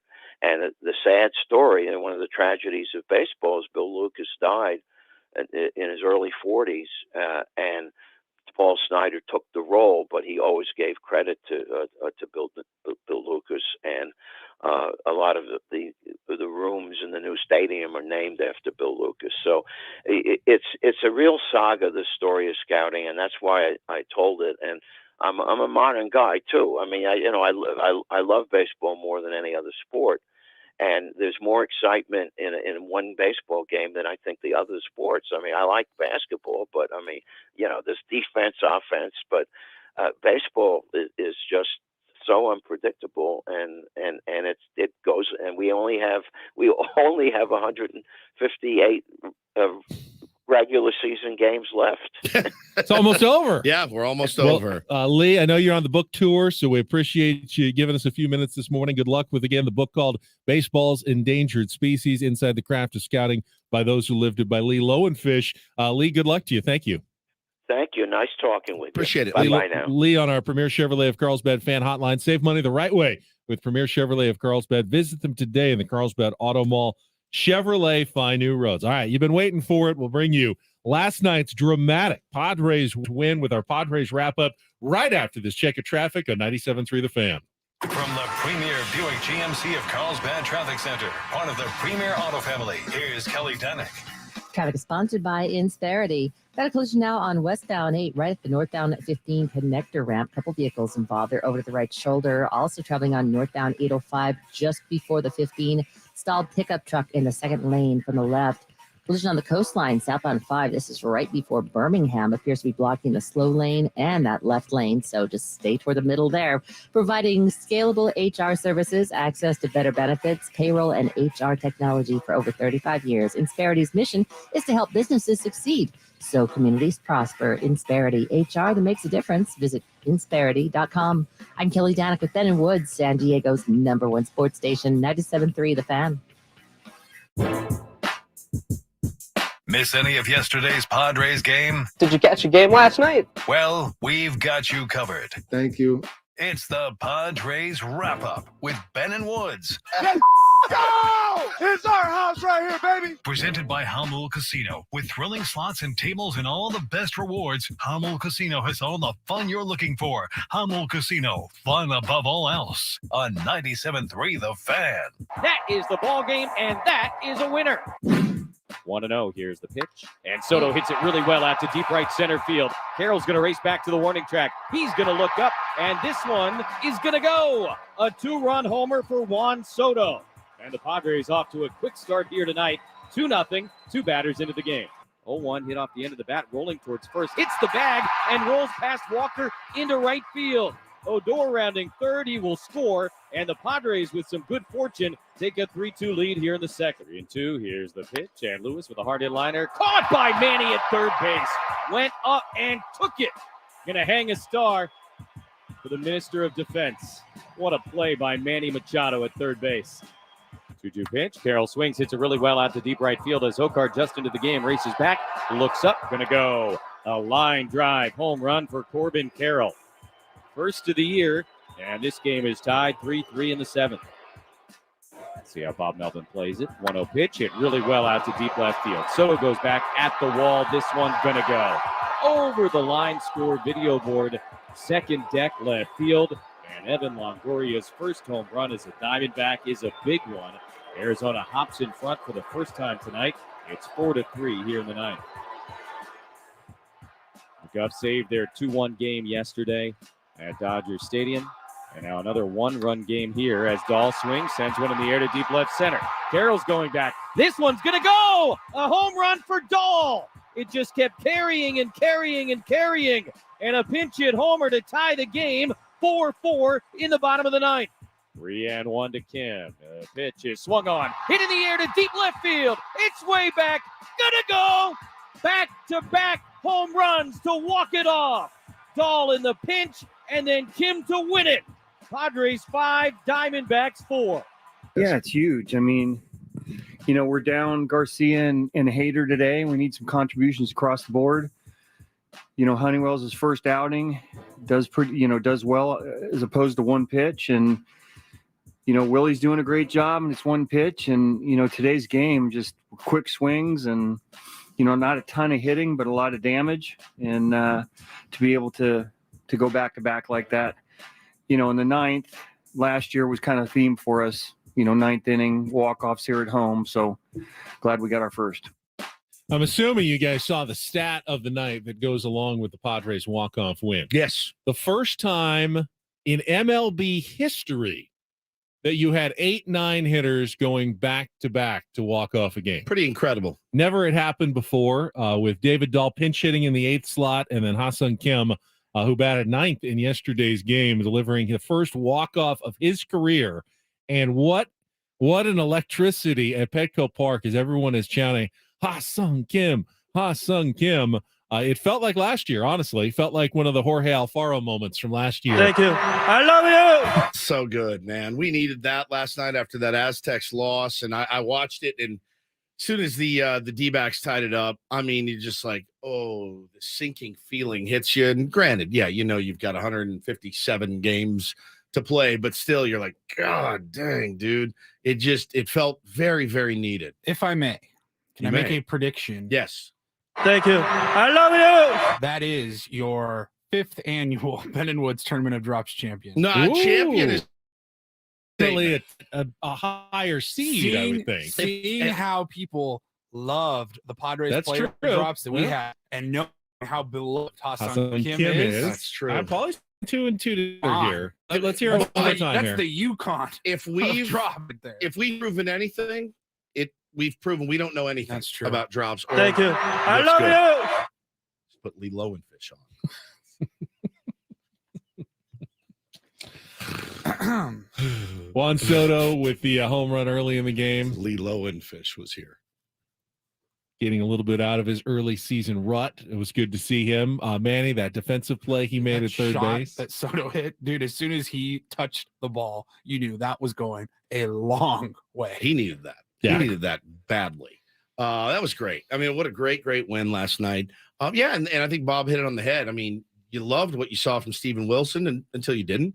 You love what you saw from Brent Honeywell until you didn't. But 2 bad pitches and otherwise really, really good nights. Some would say, well, why did you stick with them so long? Relievers, they did their inning, get them out. Well, Bob just said, Luis Garcia and Josh Hader down. They needed to save them probably for today. We wasn't going to use them. He doesn't have an unlimited supply of relievers. Would you rather have a second inning of Steven Wilson or take your chances with Domingo Tapia? Right. Probably, after not throwing that many pitches, you'd go back and see if Steven Wilson can give you 3 more outs in that scenario. I don't know if you guys know this. Sometimes the hitters are pretty good too, and they're going to put a good swing on it and yak one out of the ballpark. And but man, what a nice rally! Throwing. I thought some of the moves earlier, getting Azokar out in right for Ruggie Made Odor, a nice play. who'd never played right field. I think they said on the broadcast he didn't play outfield in Little League. Nope. He can't remember ever playing outfield. I was talking to Sammy Levitt about that yesterday. I saw him and we were talking about Odor, and I go, it's just weird. Like, you would think, especially a guy that's played the game as long as he has, infielder, somewhat of a utility guy. You're thinking if you were to look at his stat sheet, maybe like 2 or 3 games, even nothing, not an inning, never an inning, not in the minor leagues, nothing. But Bob putting Sugar out there, who made a really, really nice play. Obviously, pinch hitting Dahl as a button that you pushed, and it worked to perfection. Hassan Kim with the swing of the night, and it was really, really a nice win. And by the way, one hidden aspect of the victory that I don't think a lot of people were talking about, after the go-ahead home run by Evan Longoria, they brought in Tim Hill. He got in trouble right away. Yeah. Double play to get out of that, or the Diamondbacks would have put on some extra insurance. May have been a completely different game if it was 5-3 or 6-3 at that point, but kept it at 4-3, allowing the Padres to go back-to-back with the walk-off. You never know when those most important outs are coming. It seems like, oh, well, you've already given up the lead. It's not as important anymore. Turned out to be really critical outs for Tim Hill to get out of that jam in the top of the 9th inning. And kudos to Ryan Weathers. Goes 5 innings, 5 hits, 2 runs, 1 walk, 2 strikeouts. Guy was throwing 98 last night. And again, kind of stayed with himself, didn't get too worked up. You hope for Ryan Weathers that he can be a valuable piece of this team, because he does. Again, here we go again, a tantalizing lefty, Ben, that throws, upper 90s. We've seen this before. We see it with Blake Snell every time out. Now his secondary stuff isn't as good as Blake's, but he's still pretty young. I thought he did an admirable. He's like your 7th starter. He goes out and gives you 5 innings. You can't really complain. And now we got a day game, and what is kind of like an opening day pitching matchup with Yu Darvish against Zach Gallen this afternoon at 1:10, 12:10 pregame show here on 97.3 The Fan. We'll talk about more of that in the second half of the show. Also coming up next, MLB Network so excited to promote their content. Why they ended up having to delete a tweet about the Padres. This is unreal. Yesterday, next on The Fan.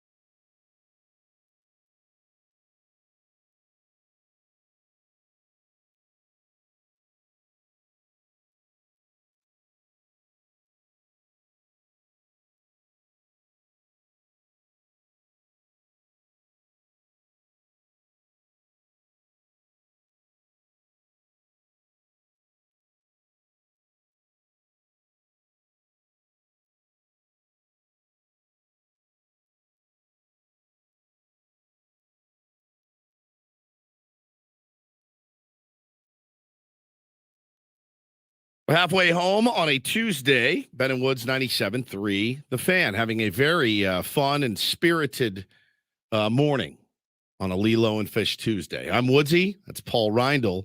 It's Benjamin Higgins. Morning, guys. Good morning. What's up next week in our summer book review series, Woods? Because I didn't know about Lee until this morning. You surprised me with Lee. Surprised myself. He was a nice guy. He's a very nice guy.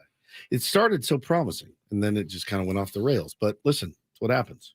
We were having a nice discussion during the break about our first Incorporator word of the year. Indeed. Jesse Agler will join us coming up at 8:35 this morning. Do we need to reset the Incorporator? I think so. Yeah. I Why mean, not? you never know. We've got new listeners. It's a new season. People move into San Diego. People find the show. Like, what the hell are they talking about? But yeah, so the last 3 seasons, Jesse Agler, the voice of the Padres, has joined us each Tuesday morning, and we've played the Incorporator with Jesse. This was an idea that Woods had on one of his previous shows. He had to incorporate vocabulary words into what did they make you do? It was this all started when I was a recruiter, and you would spend hours of your day on the phone, and your buddy would lean over the cube, and while you're on the phone with a potential, prospect that you wanted to hire for your company, and you'd get bored, man. And you find ways to entertain yourself making 100 phone calls a day. So my buddy Adam or my buddy Dan would lean over the cube, and I'd be on the phone.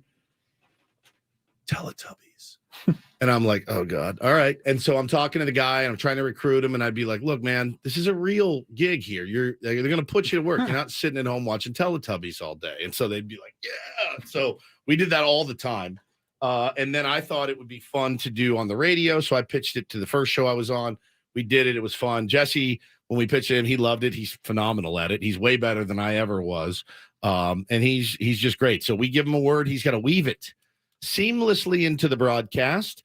And he does the best. He's the best at it. He's fantastic. He's really fantastic. The best ones are when he can slip it in and Tony Gwynn Jr. seems none the wiser. Correct. Just like, oh, yeah, that's of course what you'd say. Yep.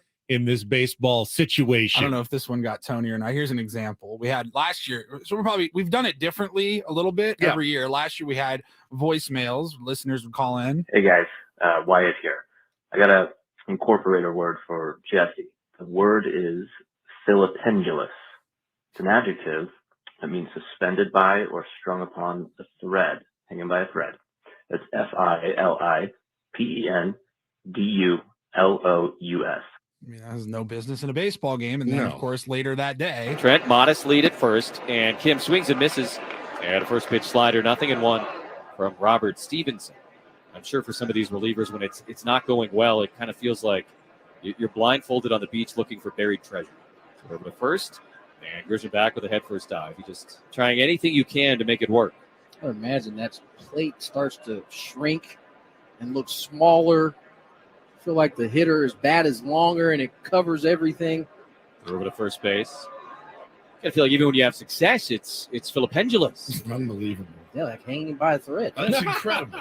Incredible. I'm sure. I think Tony might have been listening to that one. Might have been listening that morning, but it's fine. Doesn't matter. But then, Jesse, that was the double because the reliever's name was Robert Stevenson, and he talks about buried treasure on the beach. Robert Louis Stevenson. He's just that good. He's that smart and he has that to add good. his own layers to the Incorporator. It's amazing. So we'll bring back the Incorporator with Jesse Agler, talk about last night's win in the first week here of the regular season for the San Diego Padres. I have been counting the minutes until we got to this segment today. I was so excited. Sent this to you guys immediately.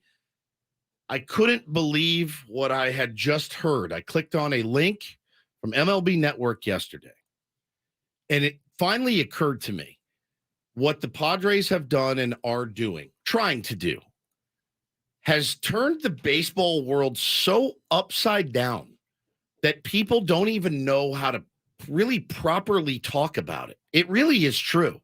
And these guys are, I like Mark DeRosa. I do. I think Mark DeRosa was a fun guy to watch play. I think he's a good dude. He's a little full of himself. All these guys are. It's fine. I clicked on this link. Never nothing egregious. No, never nothing to go, man. Like, there's a couple guys I loathe. Like, I don't like Joe Davis. I don't like Oral Hershiser. I can't stand them. I don't like Bob Brenly. Mark DeRosa doesn't really take shots. I honestly think that they're so confused about what the Padres are doing or trying to do because we're in San Diego and we're not in New York or Philly or LA, that they don't know how to talk Which about it. isn't the biggest crime to not, have a great take on something. What surprised me, though, is it's fairly unprecedented. It really is. What surprised me is that MLB Network then tweeted it out as though it was something amazing to promote. Some incredible insight. To their feed. So again, this got deleted. It got deleted. It was pounded so hard that they go, just take it down, which is bananas to me, number one. So it gets deleted. I call Paul in a panic, and I go, dude, it got deleted. Paulie goes, oh, crap. So MacGyver, DePaul over there, has to click, because if you click it on your phone, it'll still play. But you can't hold your phone up to the microphone. You can, but then you're a podcast. So Paulie says, I can screen record it. Then email it to myself. It's weird how Twitter works. Like it's if you delete something, it's weirder. not really gone. Right. Because Sorta you texted us the link. Yes. So I went to iMessage, went to our chat, found the link, clicked it, and it still popped up. Video still played, but it did say tweet has been deleted. Tweet has been deleted. So Paulie screen recorded it, emailed it to himself. And here was, if you missed the comments, really listen to what they say. Well, it's Mark DeRosa. It's Lauren Shihadi. Lauren Shihadi. Somebody else. I don't remember. Maybe Xander Floyd. Bogaerts definitely got up on the right side of the bed over the weekend against Colorado. D-Row, Padres and Rockies split the 4-game set. What did you make of Bogaerts' debut in San Diego? I'm not that he had to impress any of his teammates because they already knew who he was coming in. But, man, what a special feeling to be able to get off to that kind of hot start. Just stop there. So far, so good. So far, so good. Just stop there. But no. And now just be able to relax and have fun. I think the Padres, listen, I don't love the way AJ Preller goes about it. He just seems to amass talent. And then, hey, manager, Bob Melvin, you figure it out. Pause. Which I What was that sentence again? I don't like the way AJ Preller goes about it. He seems to just. I don't love the way AJ Preller goes about it. He just seems to amass talent. And then, hey, manager, Bob Melvin, you figure it out. In what world? In the baseball world, on what team, what organization, what fan base doesn't want their GM to, quote, amass talent? Then, conversely, in what world does the manager then not have to figure it out? Do you think Bob Melvin misses the days in Oakland where he's making out a lineup card and there's an actual turd of doo-doo floating by from the overflowing toilets, and then he has to go, don't know this guy. He's up. I got to put him in. Or do you think, hey, we're doing it the right way. We're doing it the right way. Or do you think that Bob Melvin's like, should we do Soto in the 2? He looks better. Should we put him in the 3, the 2? Where's Manny going to hit? I can't believe you're making me figure this out, AJ. Crap. I forgot. What the hell are we going to do when Tatis gets back? I forgot about Xander Bogaerts, man. Crap. You signed Jake Cronenworth to a long-term extension, so now we don't have Another to worry about all-star? him. Another all-star? What? Should I go to Josh Hader in the 9th? All-world closer. How about you, Darvish, on the bump? The bump. The blunt remix. So Mark, do you realize that's one of the dumber statements I think I've ever.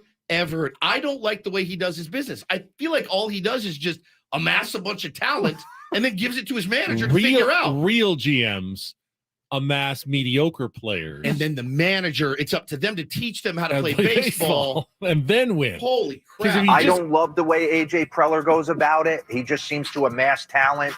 And then, hey, manager, Bob Melvin, you figure it out. Which I think is Cronenworth with a contract extension. We're just handing out $80 million. Can I get a contract extension from the Pods? Want one? I'd like one, yes. I don't like the West Coast. You don't like the West Coast? I think over the course of It's the best 162, I feel behind. their talent's too much. I want to see what it looks like in October, but they're leaving right now. Xander is one of the game's over 162 guys. talent plays well It's over too much. a week or two. No, you want it for a But weekend. over 162. You don't it's want it. just- You don't want it. Listen, when you're trying to make a World Series run, the last thing you want is talent. Their talent's too You much. cannot have talent, These are too especially when much. you get to October. The less talent you have, the better served you are, the better chance you have of winning a World Series. How can you ever forge a team when they're just loaded with talent? There's no grit anymore. No, I mean, God, the talent's too much. Too It's much. too much over 160. Let me read between the lines here. Is he saying ego does he mean ego instead of talent? maybe he thinks that a bunch of talented players are too entitled to put in the work to win a championship. Their talent's too much. What does that mean, Mark? Their talent's too much. Just because you were a very modestly talented baseball player in your career, They need 9 Mark DeRosas you win a World Series. Don't be hating on the guys who actually do have Guys, superstar talent. I get it. I'm being a little bit of a D here, but I really can someone make me understand that from a former pro baseball player, the guy that was tabbed, by the way, to manage the Team USA, loaded. Was he Maybe like, they lost. No. Maybe they lost to Japan because they had just too much talent Yeah, we had too much in the talent. last game. Is that what he means? Their talent's too much. Is that what is his ego? Is he saying there's too many superstars? I don't know. I was so confused with this. Well, they promoted that. Did his boss come in and go, "Hey, nice work, pal"? No, they tweeted it out. It's So really obviously they thought it was a great take. So they deleted it. So then the other Hey, part. D-Row, these guys on WFAN are ripping you. You want to have them on tomorrow? How about the so then Robert Flores, who we've had on the show, Paul reminded me this morning, I'd forgotten that. He tweets last night. He goes, "Man, classic Twitter, you never talk about my team. We talk about your team. No, you didn't talk about our team the right way." Well, that's not talking about your team the right way. Listen, I'm not sitting here saying that the San Diego Padres are going to go out and win a World Series this year. I'm not saying that. I'm not a moron. Who would ever say that? It's so hard to do. We all know that. But getting Xander Bogaerts and then Fernando Tatis Jr. back and having a really good team full of really good players, that's a bad thing in baseball now. Did they have this take when the Dodgers went and got Mookie and Freddie Freeman coming off a World Series? No, they didn't. They didn't. People don't know how to talk about this team in this city, Ben. I did say yesterday, after we heard some bad Aztecs takes nationally, that this is what you're hoping for as a sports city. You want the bad takes because that means that you have people who are ill-informed. Well, finally, they're forced to talk about your city because you're relevant. Your sports teams are relevant, and the Padres are too relevant to ignore. But obviously, though, you're not putting in the work to understand what this team is all about. It really is wild, man. It really is wild. And Robert Flores says, "No, you guys are soft. You guys are really, really soft." And I said, "Soft like deleting the tweet soft?" Because, again, I'm not trying to fight with these guys, but listen to what you're saying. I hate when a GM amasses a bunch of talent, then leaves it to the manager to figure out. Doesn't every manager, doesn't Aaron Boone doesn't Dave Roberts get a bunch of talent and then have to figure out how to use it? That's the job of a manager. Yeah, Dusty Baker. I mean, Brian Snicker. all these guys have a ton of talent and they got to figure out how to make it work. Just to respond to Robert Flores, because I like him and I respect him. Your point that you made before, that there was maybe a point was in there about chemistry or something that, maybe he feels like AJ Preller isn't crafting a balanced roster of some sort. It's beyond that, balanced. Yeah, you're putting, you got too many players that play the same position. You're moving guys all over the diamond as opposed to I don't agree with it, but maybe there was a point in that. It was not expressed very well, though, by just saying they're just acquiring too much talent. Joe says, I think DeRosa was saying their talent is too much to not perform over 162. I didn't get that. I didn't get. Let's finish. Let's hear it. Let's hear it again. I think over the course of It's the best coast. 162, I feel behind. their talent's too much. Yeah, I want to see what it looks like in October, but they're Over the course of 162, their talent is too much. I want to see it in October. Too much to fail. Too much to fail. Maybe their talent is too much to fail. I'll let that one slide. Let's let that one slide. I think over the course of It's the best coast. 162, I feel behind. their talent's too much. Yeah, I want to see what it looks like in October. I want to. Okay, and that's a fair. Xander is one of the games. Like the sinus rhythm of our game is guys like Freddie Freeman and Xander Bogaerts and Anthony Rizzo and I'm probably missing a couple guys, but you know what I'm saying? That like Very great name.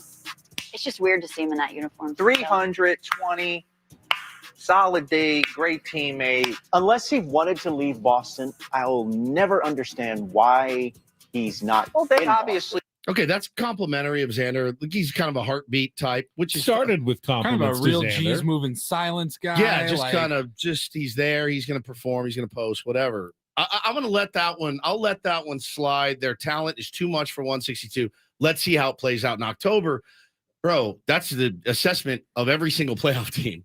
Right. You make the playoff, your talented roster. Let's see how it plays out in October. We may go in and we may win 111 games and fall flat on our face. We've seen that before, right? But the part to me that made zero sense was I don't like how AJ Preller does his business. He just amasses talent and lets the manager figure it out. As a fan, we as fans, go get more. They just didn't more make. talent They is didn't make better. the argument. Hey, no I argument. don't like Fernando Tatis Jr. being pushed to the outfield. Right. I think that's wrong for the Padres. Right. You're just acquiring too much talent, throwing it on the field. I may disagree with that, but at least it's thought out. But by saying there's just too much talent doesn't make any sense. I don't love the way AJ Preller goes about it. He just seems to amass talent. That's weird. He also, somebody I just can't figure that one out. Somebody made the astute point. Alex did. Just said he predicted the Padres to win the World Series. Yes, he did. He didn't like that 2-2 start, apparently. Man. All right. Well, bad day. Everybody has them. All right. We have a play-by-play announcer coming up at the bottom of the hour in Jesse Agler, but we also had a variety of different calls of Ha-Sung Kim's walk-off home run last night for the Padres. We had the Spanish language call from Eduardo Ortega, and we have the Korean language call. And if you think that they go nuts, you would be right. We'll get to that coming up after a check of traffic here on 97.3 The Fan.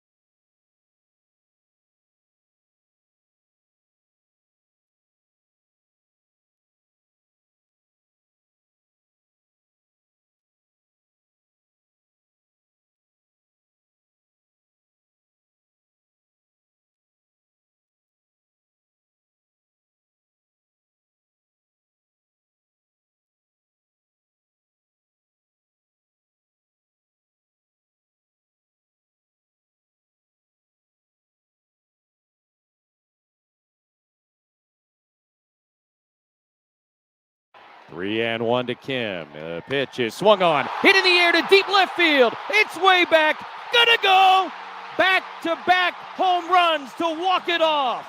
Dahl in the pinch, and then Kim to win it. Padres 5, Diamondbacks 4.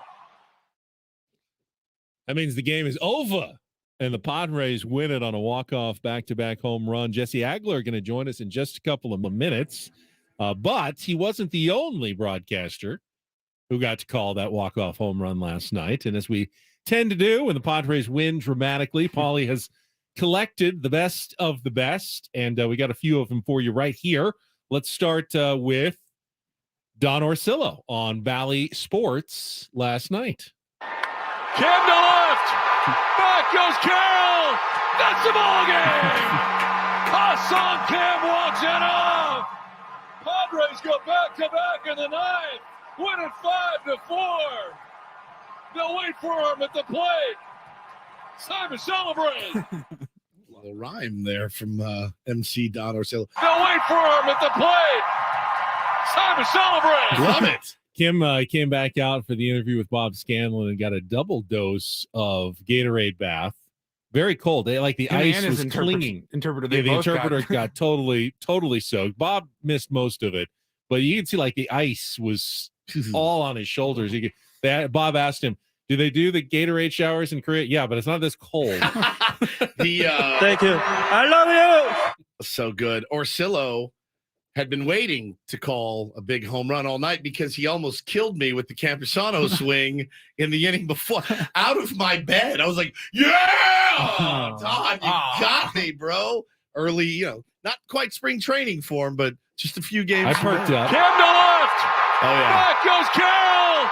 That's the ball game. That was so freaking That one cool, you could man. tell even on TV when he hit it. The Dahl rushed it. Dahl, when he hit it, I'm like, please get out. Dahl was the other way, so you never know on an oppo. God, that was, but when ball you was pull it down the muscled. line like that, but it looks fair, you go, that's way out. God, that was so huge. We needed that so badly. But of course, you saved the best for last. Well, we yes? got two more. Two more? And I don't know which one's the best. Let's go with, since it's Ha-Sung Kim, let's save the Korean for last. And let's go with Eduardo Ortega's Spanish language call of last night's walk-off. Está llegando, amigos, a los últimos instantes. ¡Bailo con todo! ¡Ja! ¡Son! ¡Kim! ¡Se acabó el juego! ¡Guacá! ¡Viva Corea! Oh, Eddie.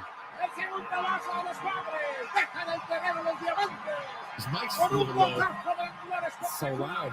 374 pies. El primer home run del segundo base de Corea del Sur. La fiesta. Brilliant. What Yeah, would the- Lee Lowenfish's call sounded like?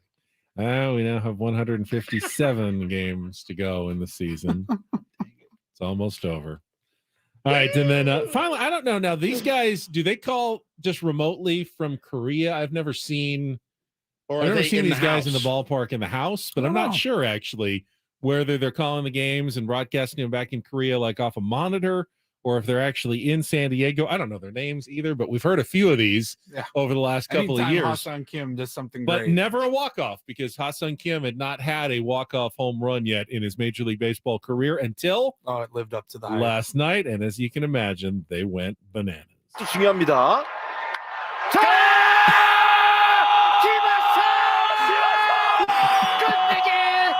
김하성의 끝내기! 김하성의 끝내기! 김하성이 해냈습니다. 김하성 끝내기. 파드레스의 짜릿한 야구는 올해도 계속됩니다. 김하성의 끝내기! Brilliant. Brilliant. Just saw the happy man here. Two happy men. so good. I just saw the ice bath from Manny and Xander who got him, which was so great, man.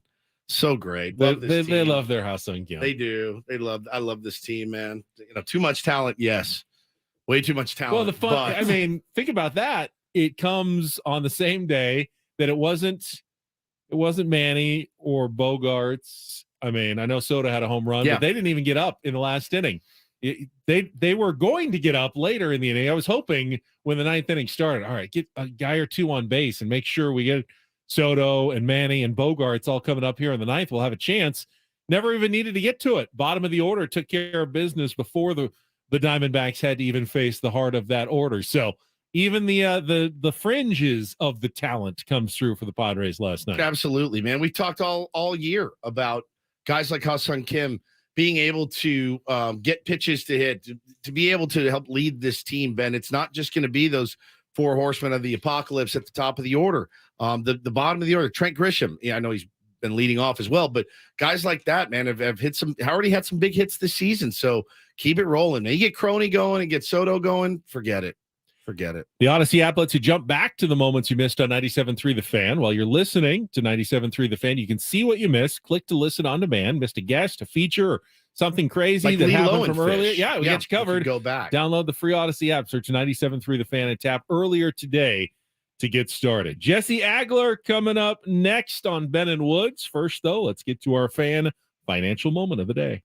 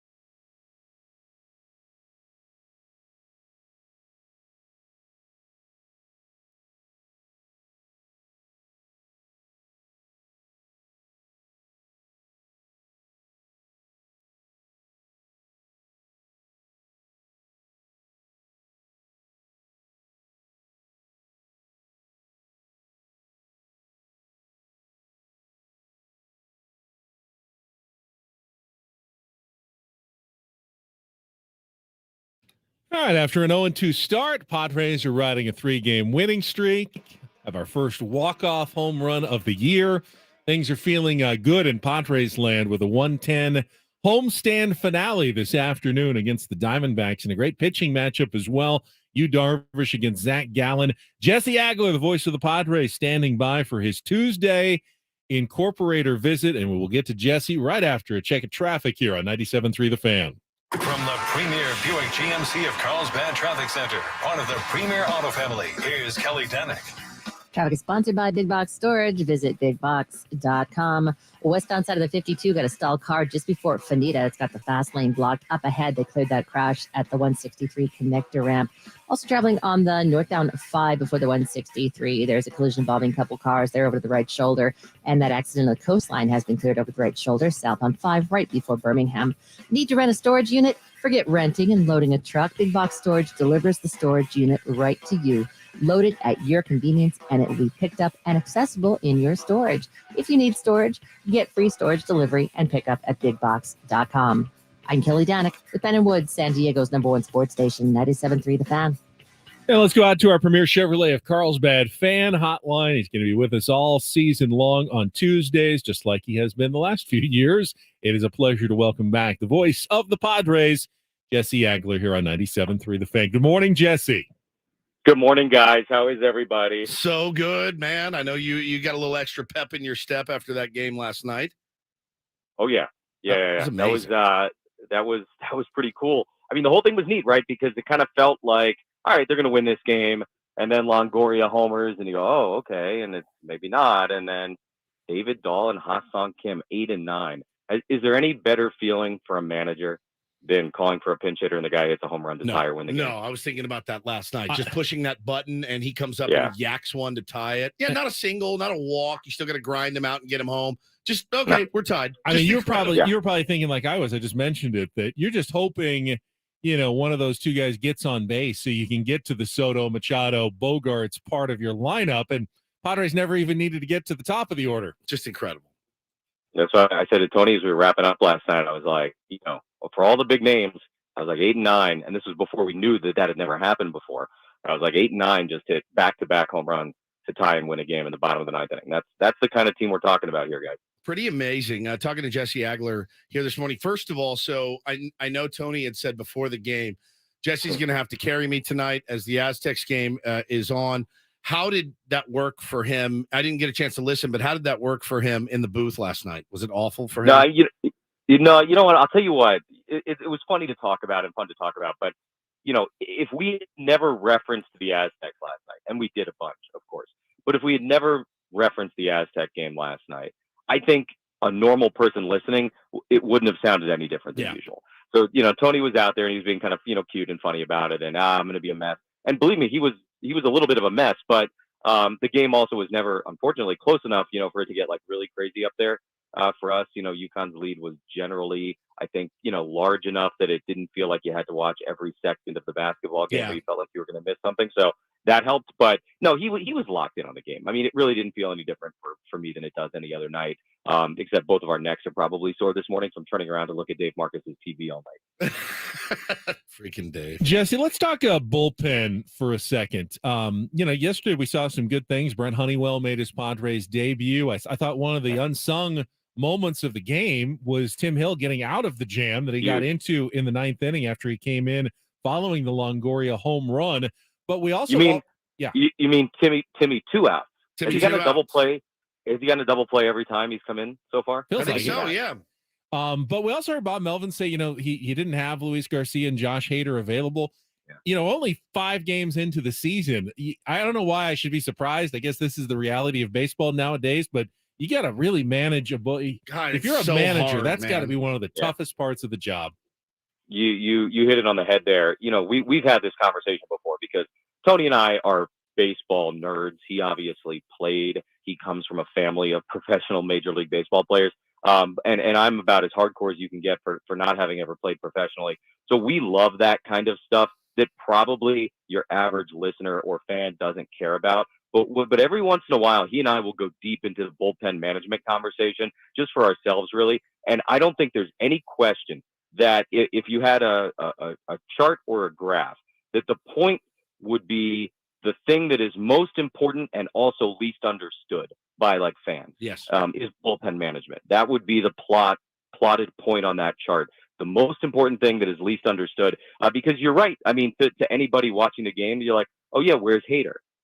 But it's the first week of the season. You just pitched back-to-back games. You're not going to run him back out there. You got to be so careful how you manage these guys. Now, for Bob Melvin, he knows before the game starts who's down.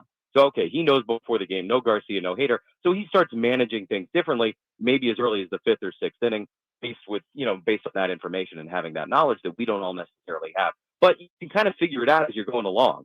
And, when they roll somebody out there for a second inning, or when there's somebody unusual in the 8th that you're not expecting, or Hader's not warming up for the 9th, that's 99.9% of the time why. So, yeah, I don't think there's any question. It's a really big part of the job of the manager to sort of navigate those things, but also the pitching coach, also the bullpen coach, also the training staff, because it's kind of that group that gets together with the player, of course, to sort of decide, who's up and who's down on a given night. The thing that drives you, it has to drive a manager crazy. When you're looking at, you look at the calendar, and in your mind, Bob Melvin looked at the calendar. He goes, all right, a day game, tomorrow, got an off day.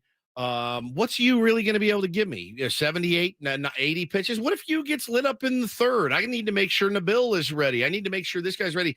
The overthinking, the all the different scenarios that can come up.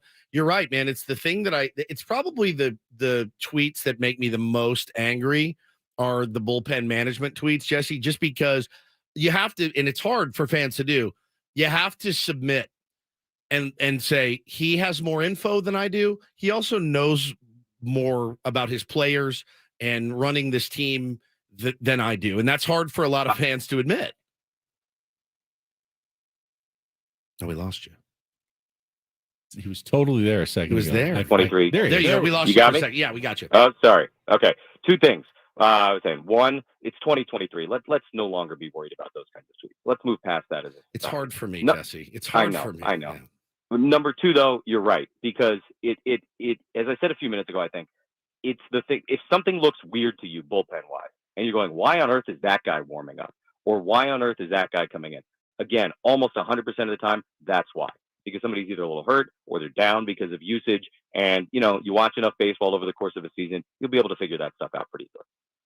Jesse, do You would think so? Do you feel the Padres have just too much talent? Yes. Do we have too much talent? They're just acquiring too much talent. Tell us you heard that comment yesterday. Please. Is this MLB Network? Yes. Yeah. Yes. Yeah, I heard that. That was interesting. What did you guys figure out what you think he was trying to say? Because it was obviously poorly articulated. There were 2 lines. There were 2 lines that got us. We worked through one of them. We did. We worked through the second one of, there's, it's too much talent for 162. We actually think he was saying they're going to be there at the end of the year. Let's see how it plays out in October, which, by the way, like I said, I made the point. You could say that of every playoff team. Hey, we'll see how it looks in October. The one that really is confounding is I don't love the way AJ Preller goes about it. He just seems to amass talent. And then leaves it up to the manager to figure it out, which is the dream, by the way. That's the dream. Is it possible he had some issues with the way his WBC team was put together, and he felt as the manager it fell on him? Is he maybe projecting a little bit with that? Yeah. I'll say this with the national media guys, because I know this is going to be a thing for a while now.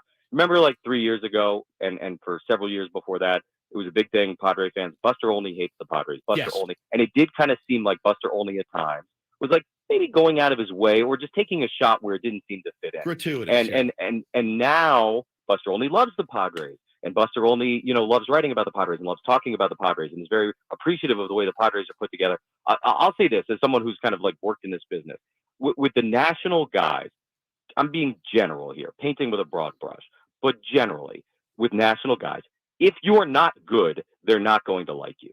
If you are good, they are going to like you, because then people will click on their articles and listen to what they have to say about you. Yeah. Because nationally, people don't care about a crappy team. But if you're a good team, they're interested in you. And so for most all the national guys, if you're not good, they're not going to give you love. So let's start there. Padres are now obviously good. They're also interesting. But we might be in something of like a transitional moment here where like they haven't all figured out how to talk about the Padres, because it isn't the Yankees and it isn't the Dodgers. It's this team that, generally is expected to not behave this way, not operate this way. And so maybe they haven't all like fully worked through that in their own mind and fully processed how it works, and it's like throwing them off. That's one thing I can think of.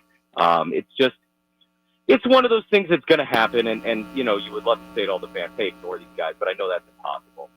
It's the hot take industrial complex also. You know, a lot of them exist just to get people like you and me and our fans riled up. And, you know, if you sort of go into that with that knowledge, maybe you'll be a little more zen about it. Yeah, Zen is not something I rarely feel. Jesse, I rarely feel zen. Yeah, I try and bring the zen to Bennett Woods. You do, yeah. I mean, it's Tuesday's really the day I like the least, and that's why I'm so happy we have you on there, because it does make my Tuesdays a little bit better and a little bit brighter. You, Darvish, back on the bump today. It's going to be exciting to see you back towing the slab. This is fun, man. In the sixth game of the season, here comes you, Darvish. It's kind of rotations back and kind Use day. It's use day, yeah. Very excited to see what you's got. What is Bob?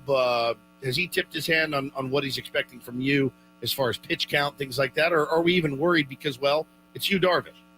Yeah, that's kind of where I land on it. I think Bob said yesterday, sort of offhand, Darvish told me he's good for 200 pitches. So that's probably it tells you about everything you need to know. He's Darvish. He's kind of his own category of this stuff. But again, hey, this goes back to our bullpen thing. If you, Darvish, has thrown 6 shutout innings and Bob Melvin takes him out of the game, there's a reason for that, and it means there was some kind of pitch count. So just go into the game knowing those kinds of things. I don't know what the number is. That's probably not something they want out there before the game today. But yeah, he's you, Darvish, and he is capable of things like that most guys are not. So you never know. Going to be interesting to see if you is calling his own pitches on the pitch as well with the pitch clock, and of course it's had a major impact, I think, Jesse, not necessarily on the outcome of games, but certainly on the pace of play. I heard Bob Melvin say earlier this week that he thinks they should just go to a flat 20, that he feels like 15 is a little bit rushed. And honestly, as I've looked at the effect of the games, and I enjoy the faster pace of play, I think baseball was worried that it wouldn't have as big of an effect as in the minor leagues. And in reality, Jesse, it feels like it's having even a bigger effect in the major leagues than it did in the minor leagues. Would you agree with that? So far, that's what the math says. Yeah, I talked to one of the main guys at MLB who's been in charge of this, Morgan Sword, during spring training, and I asked him that question. I said, are you guys actually confident? Because also our commercial breaks are longer in MLB than they were in minor league baseball. I was like, are you going to be able to make up that time? And kind of expect to cut off about the same amount? He goes, we honestly think we're going to cut off more in the big leagues, because generally big leaguers are slower than minor leaguers with everything. He's like, so these guys were already slower walking up to home plate to start their at-bats. They were already stepping out more. They were already taking more time on the mound.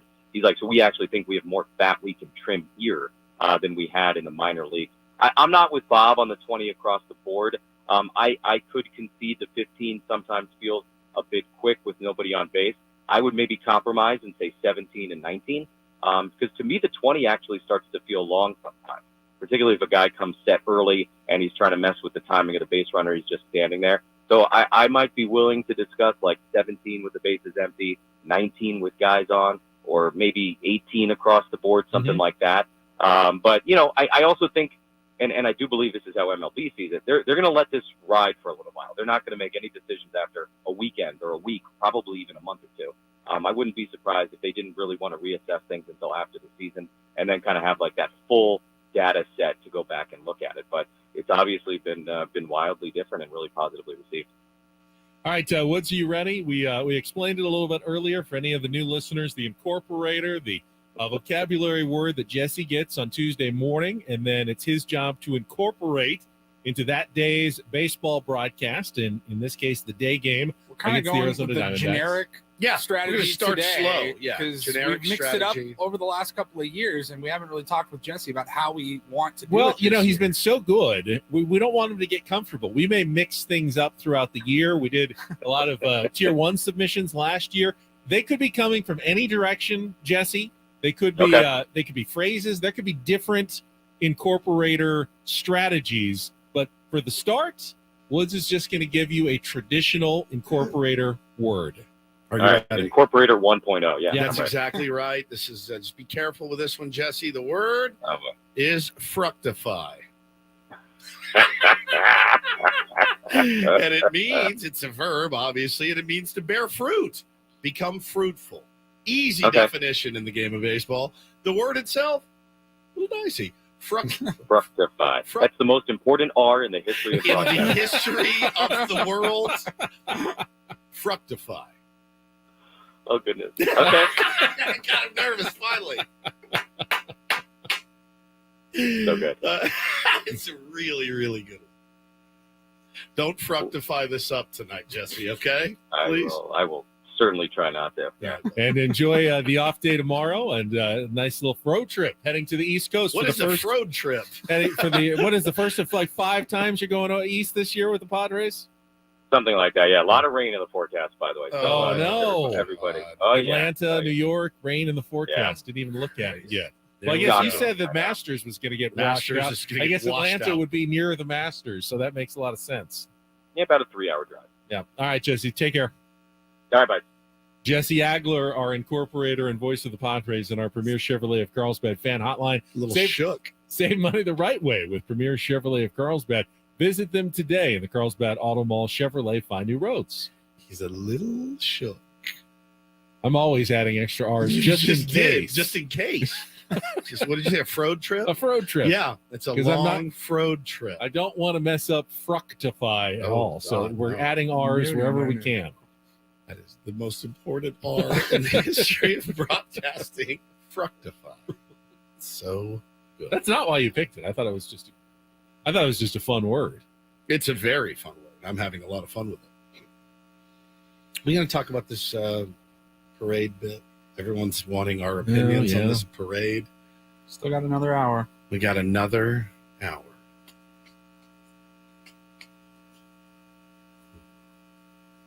2 minutes.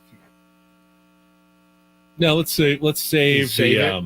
yeah, I mean people are up in arms a little bit about whether or not or the level of which we celebrate a team that did not win a championship. All right, 9:35.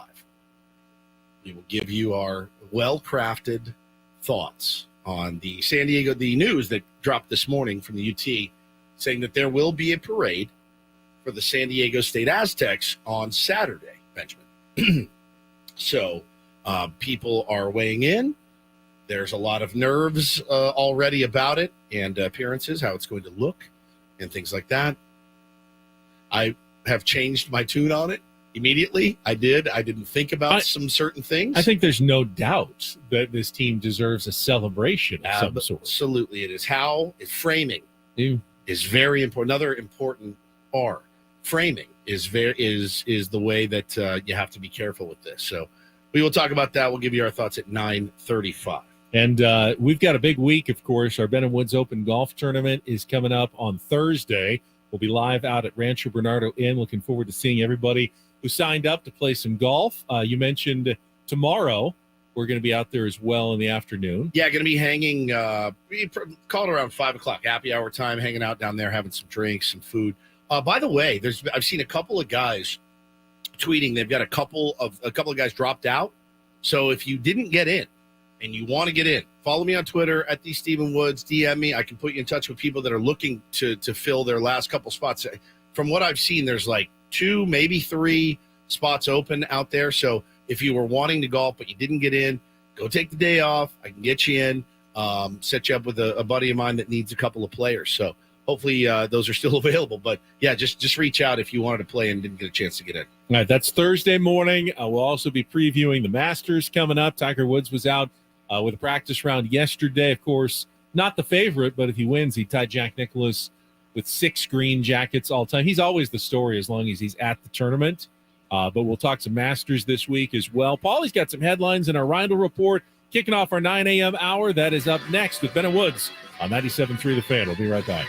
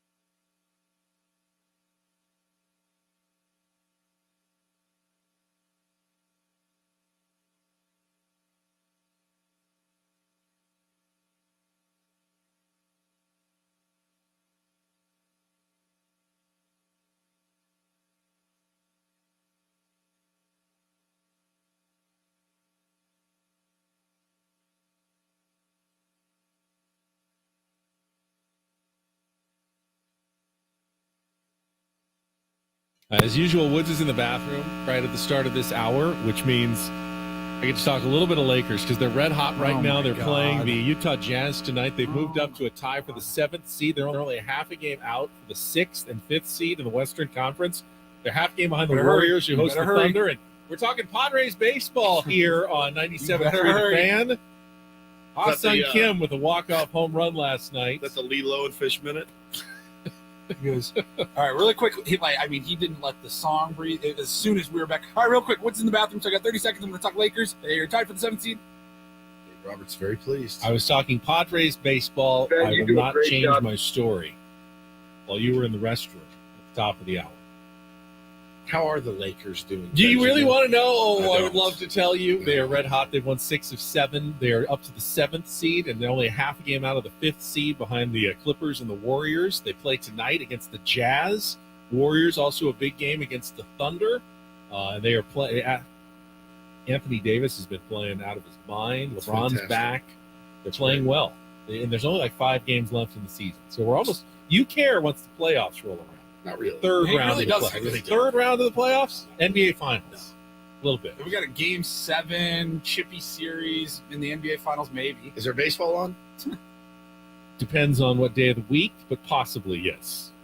I'd rather watch Marlins Reds than watch the NBA Finals.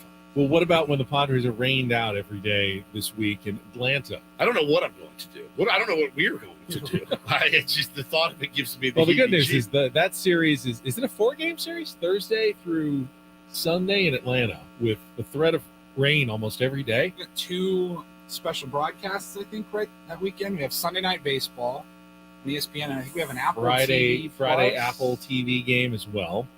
And yeah, you said an inch every single day. That could be dicey. They don't have a roof, right? At Truist Park. I don't believe they have a covered roof. It's an outdoor ballpark. He would know. There you go. Try to picture that World Series. No, when he don't went. have I a don't roof. think they have I a don't roof think they there. do. No, it's 1,000 degrees in the summer, muggy, hot. But now it's just wet and rainy. This rain, man. Holy cow! Yeah, that's not what you want at all.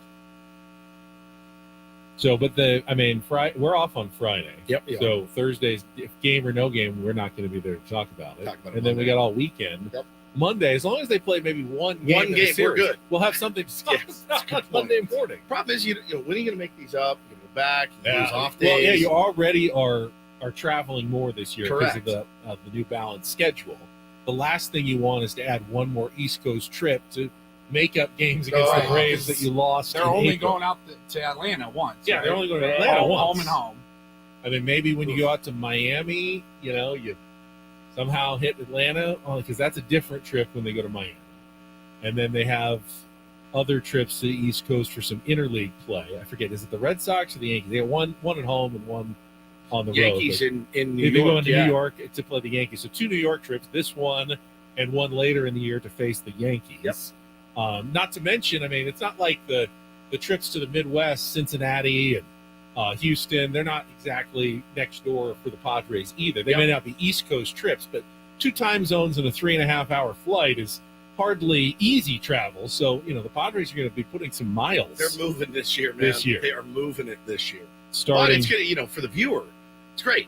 You play every team. It's going to be awesome. Yeah. For the viewer, it's fantastic. But, the travel starts today after the game. Bags packed. Yeah. They'll leave Petco Park, get on the bus. Get those first pictures coming out of the tunnel. Yep. Always, I look forward to that every single year. Always I really like do. the win on the getaway day. So, to see Brent Honeywell will be in jeans and boots and like a cowboy hat, and Manny will look fresh. It's gonna look. It's my favorite part. I love it. A big difference between a 4-2 opening homestand and a 3-3 opening homestand. You're not kidding, buddy. Kind of obviously not must win, but don't too must it feels like a kind of a nice pivotal game for the Padres. Zach today. Gallen's really good. Yu Darvish is really good. Should be a good one. Dodgers lit him up on opening day. Yeah, he's But good. He's pitcher. good. He's been good against the Padres as well. And don't exactly know what we're going to get from you, Darvish, but you also saved Luis Garcia and Josh Hader, hopefully to protect the lead in the last couple of innings. So we'll see how they do this afternoon. Again, 1:10 first pitch today here on 97.3 The Fan. Before that, though, we get to some headlines and the Randall Report. And get things started here with our today's edition of the Rindle Report. Now tuned into the greatest. Welcome to the Rindle Report with Paul Rindle. Hi, Paul. All right. 2 stories from the world of sports that we haven't gotten to yet. We'll start off in Major League Baseball. And 1 story that you didn't know you needed. Are you laughing, biatch? It's the Rindle Report Hey, Paul, how you doing? Okay, how are you? on 97.3 The Fan. Are you ready to bless the mood? I need some help, please. That was good. Can I get a oh yeah? All right. All right. Sorry All about the right. buzz coming through the YouTube feed. We're not really sure what that is. Our show is just generating a buzz right now. It is, Yeah, and you can people hear it. they can hear it on the YouTube thing.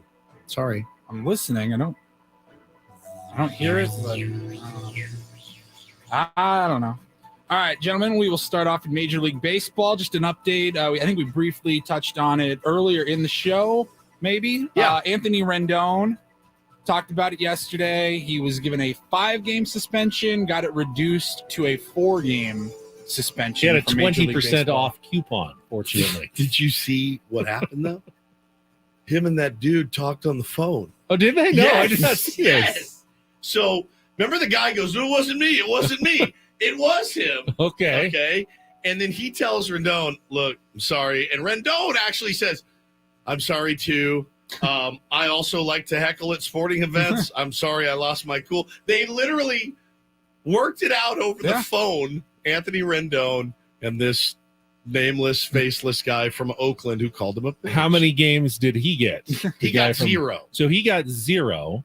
Anthony Rendon, only 4 games, but of course at $25.5 million. Let's see. Do the math here. Divide by 162 times 4. $617,000 to swipe at a guy's hat. More than $500,000. I hope it was worth it, Anthony That is an Rendon. expensive. Rendon told reporters before yesterday's game, "It sucked. My emotions got the best of me. I'm usually pretty good about interacting with fans, have fun with it. But the gentleman and I, we spoke on the phone, and we both apologized about what had happened. And so we're both ready to move forward." Yeah. Okay. Good. All right, so that's that. Padres note we have not discussed yet. Dennis Lin tweeted yesterday that Fernando Tatis Jr. will be playing for AAA El Paso today. Never been so jealous of people that live in El Paso. And I am to never. I've been to El Paso. No offense to you who live So in El today is Paso. April 4th. He's eligible to return April 20th. So a little over He can about play 2 weeks. 15 games, so there must be an off day or 2 in El Paso on the way, and now he can play in as many games as he wants in AAA until they can bring him up for the Padres. Now, remember, Do they still do the loaded schedule where like they play like 5 or 6 straight games and against then- opponents? I don't know if they've I don't changed know. that. But Ray Darko here makes a really good point. I think you're about to make it. Yeah, If we get rained out, multiple games multiple that games, it pushes back the date. Tatis's return. It's games, not days. He'll be able to play in those games when they make them up later Yes, in the season. yes. So he's not missing more games. It's just longer. We We're have to just wait. waiting longer for him to come back if there are rainouts I've in got- Atlanta or New York this week that don't get made up immediately. Now, they play a doubleheader, that counts as that's 2. Two. He gets back faster. How But about a quadra-header? if they push it back to later April in the 20th, season, he's back in when the team's in Arizona Phoenix. with no rainouts. Yes. I've got tickets to that May 1st game, Monday the 1st. If you get That's- rained out, that's the home opener. dicey, So buddy. we got 11 days. yeah, they're not going to get rained out 11 times between now I'm and feeling then. okay still. Fine. Feeling okay. All right. And then finally, just kind of a random story. I noticed I logged into Twitter this morning, and the Blue Bird Twitter logo is no more. It's gone. You guys noticed it's the Dogecoin dog. It's a puppy. It's the meme dog for Dogecoin, which has been tied to Elon Musk taking over Twitter. And yeah, so now we have a new logo. It's no not the longer the bird. bird app. It's the dog. Doge. I still have my blue check mark, but I haven't paid anything to anyone. The interesting part here, real quick. Don't say You don't want to anything. say it out. Dogecoin jumped over 30% in the last 24 hours I mean, after the logo. is that switched. good marketing or is that good marketing? Yeah, I have mine too. I haven't paid. It's changed though. If you click it, it used to say, I think like last week it would have said, like since all of this has gone on, it was, oh, this is a legacy account. They may or may not be verified in news or media.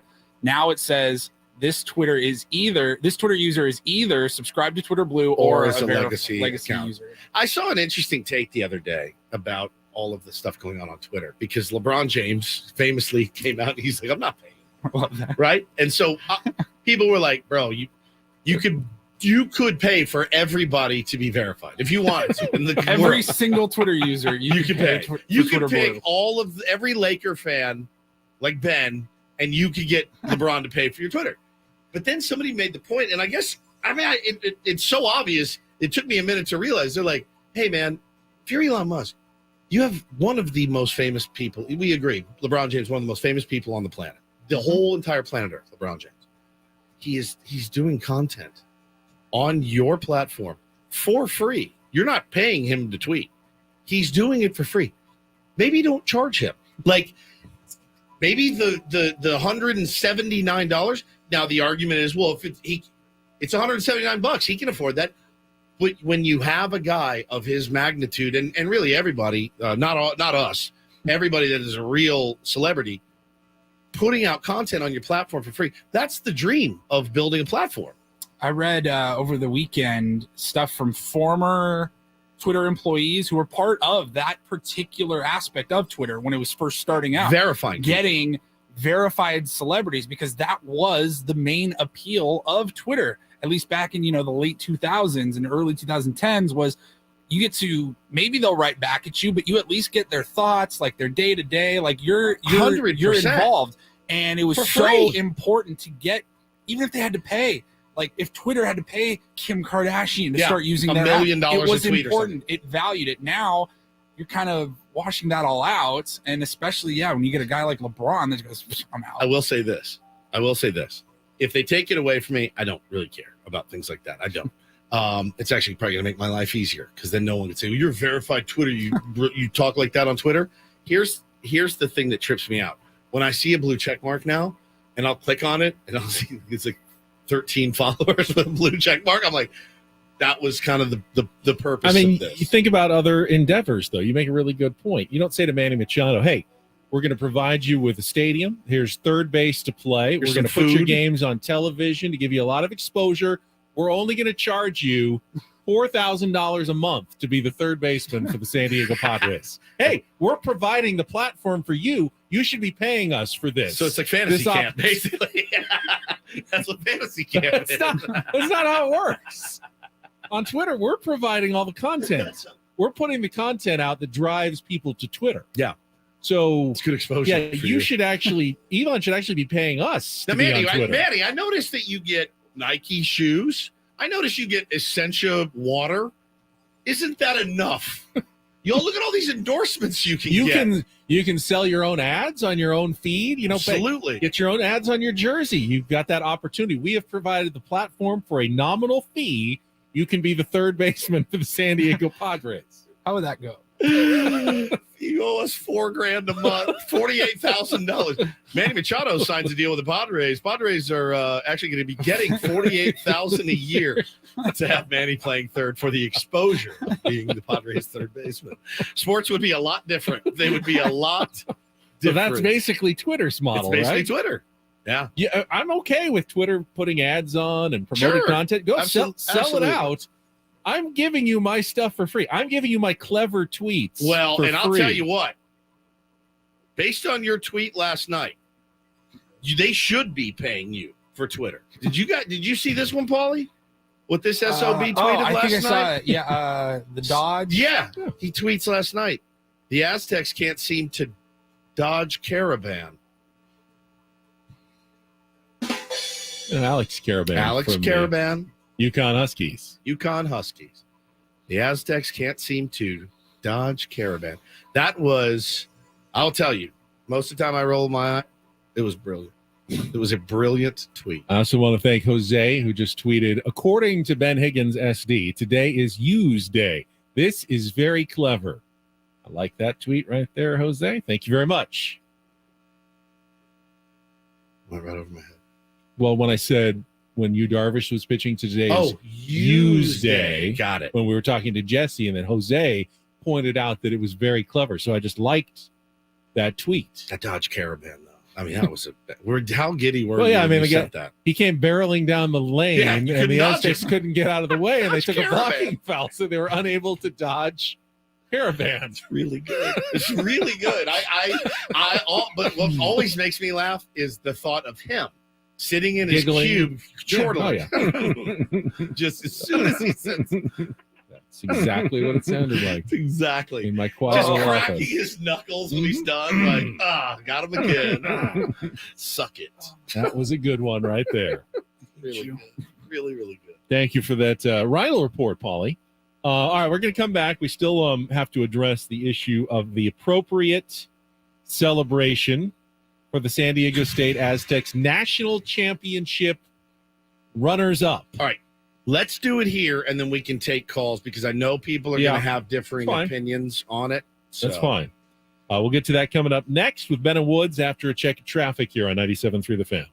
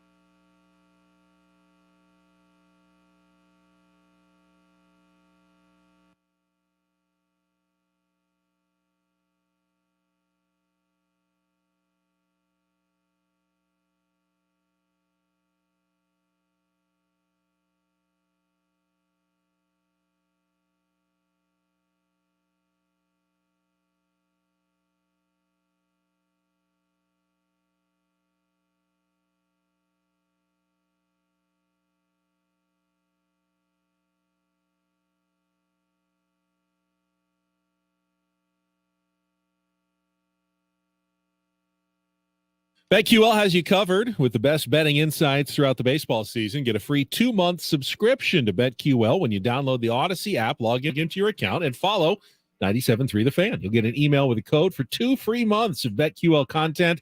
Cash in throughout the baseball season with BetQL and the Odyssey app. Offer ends April 5th. That's tomorrow. So act quickly on that one. All right, so I just saw the story from the UT. If you win a national title, you throw a parade. If you come out of nowhere and lose in the championship game, you throw one anyway. So tomorrow, they're going to arrive at campus this afternoon, around 3:15 p.m., and then this Saturday, they're going to have a downtown parade beginning at 10 a.m. that is going to head to Petco Park at 11 a.m. with speakers and presentations while the Padres are out of town. A parade to celebrate the second best college basketball team in America. Woods, some people are not happy about this. I was in on it, but now I'm out on it because of the perception of what's going to happen. I feel bad because as soon as you brought it up, I said, I don't like that. Yeah, Paulie did. He goes, I don't like it. But I don't. This team is absolutely worth celebrating. Marketing it as a parade, that kind of irked me a little bit. If you said, hey, this Saturday, Aztecs basketball celebration at Viejas Arena, 100%. That's, in my view, reading that, world's different. A parade is well, obviously it's college kids, but a parade is on the cars and everyone lining the streets, and that's typically done for a championship. There's a word that comes before parade, a championship parade, or a victory parade. They had a lot of victories. They did have a lot of victories. And 5 of them in the NCAA tournaments. Yes, 5 parades for their 5 wins. All right. In the NCAA tournament. Now, all right, I think we all are of the same mind. Of course, this team should be celebrated, and they will. And they will for years and years. You will have reunions. You will have nights at Viejas Arena where every player comes back and is honored forever and ever and ever because they made the Final Four. They went to the national championship game. No one's ever forgetting or stopping celebrating this Aztecs basketball team, and no one has a problem with that. Every city would do that. Even a program that has won championships will still honor teams that made it to the Final Four and didn't win the championship. Those are still special teams that got to the Final Four, even for a Duke or a North Carolina. Maybe not quite as special, but still worthy of celebration. So, yes, we have no problem celebrating the Aztecs. Yeah, I'd be pissed if they didn't, right? That you'd be furious if they didn't celebrate what they've done, this season and what they brought to San Diego. And they literally captivated an entire city. That being said, we're going to wear it, and we're going to wear it hard, and we will deserve it. We will deserve it. If there's a parade and people are waving and all that. Now, again, man, we talked yesterday about the participation trophy bill that they're trying to ban in North Carolina. I'm okay with because we're talking about little kids and little leaguers. If your kid's team finishes 4th place, you fail enough in the game of baseball from, in my opinion, you fail enough to where if you make it through a whole season, you didn't quit and storm off crying. You want to give the kid a ribbon or a trophy? It's not going to bother me one bit. This is a little bit different. This is high level. I wonder how the players feel. I wonder how the players feel too. I wouldn't like it. I don't think I would like it. I'd be like, man, I feel weird about this.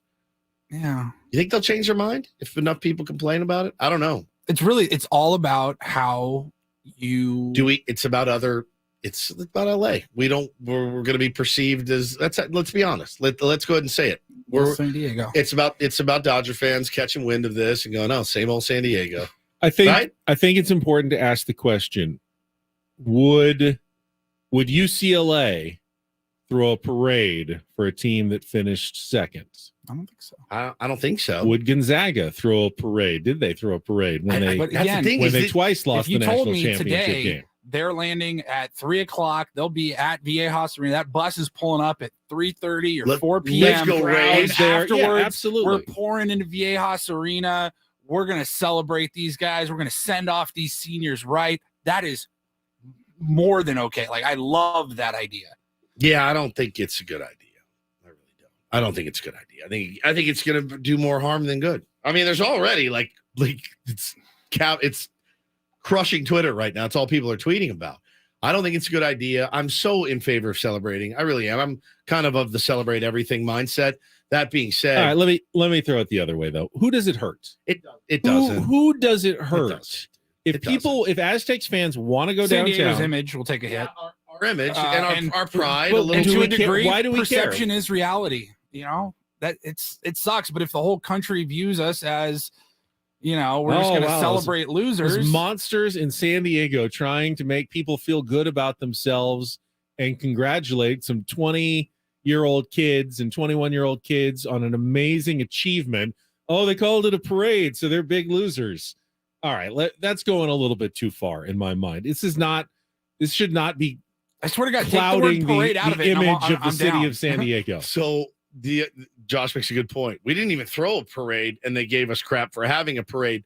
Remember the video that always circulates of down in the gas lab when they beat the Cardinals? Yeah. That wasn't a parade. That was 30,000 hammered people coming out of a pandemic, raging because you just won a playoff series. That's what that was. It was not a parade. They still to this day call that a parade, and it was never a parade. It was not organized. It was people raging in the gas lamp. And so I think it's I hate knocking this city though. That's the thing that drives me crazy. So many people that are born and raised here, and that's okay. Like, this is my favorite place in the world. I will defend this city. This city's given me the best life I could have ever imagined. That's why I will always defend it. I hate when this city takes lumps. I hate it. It drives me crazy. It really, really does. Right. I hate the little nicknames for this city. Like, I want a real championship parade. I think this is probably a bad idea. Let's make a couple little tweaks. We got a Aztecs procession through downtown to a celebration of a great season at Petco Park. Just call it a parade. No confetti. I don't think we need confetti. Confetti is for champions. But we can have a celebration of the Aztecs downtown on Saturday. Just call. Well, they I should. mean, are they going to get rings, that are just a little bit smaller, but now they get second place rings? Final Four rings are a thing. Jay Wright, Villanova, he's won championships. He was wearing Final Four ring from last season. They didn't win, but they got to the Final Four. He was wearing it on set. The freaking yesterday. Phillies got rings for last year. Yeah, you win the National League, right? Right. I mean, they were in the Final Four. Who put up the Why do we care so much? The Rays put up a banner for a wild card appearance that ended Because in I know 2 games. I know I'm going to get frustrated when Sean Morash then goes on the DA show on Monday. I'll be pissed it's too. Just like it's just giving those types of people, like those talking heads that have just no idea what they're talking about. It's giving them ammo. Oral will say, we told you to cancel the parades, and you had one anyway. They should be. What's their celebrating. argument? Are they going to say, hey, San Diego's never won a championship? You know what? They're right. They're right. We haven't. Williams says a lot of these players. Cancel the parade. That's why you play the games. I hate those dudes. A lot of these players' college careers are over. They won't be able to accomplish this ever again. They should be celebrated. No one's saying they shouldn't be. No one's saying that they should go back to their dorms and pack their stuff and disappear out of San Diego. You're saying you don't do a damn ticker tape parade for a second place finish, I think, is the overarching. Maybe it'll be like one of those Game of Thrones parades where they're just going shame, shame, ding, shame, ding. as they walk through the town. And I just, it's a bad look. Yeah. What do you think out there? Perception-wise, We got one segment left. Phone lines are open. Aztecs fans, are we overreacting? Is this going to be a negative hit on the image of San Diego if they do an Aztecs parade on Saturday? 833-288. I can't stress it enough. They are so worthy of a celebration. It's just look how the parade. I don't like that. Look how we still celebrate 98, man. Yeah. As we should. It was a 25th great anniversary year. this year, by the way. 833-288-0973. Get your thoughts. Please win a real coming up effing championship next soon. Please. Ben and Woods on San Diego's #1 sports station, 97.3 The Fan.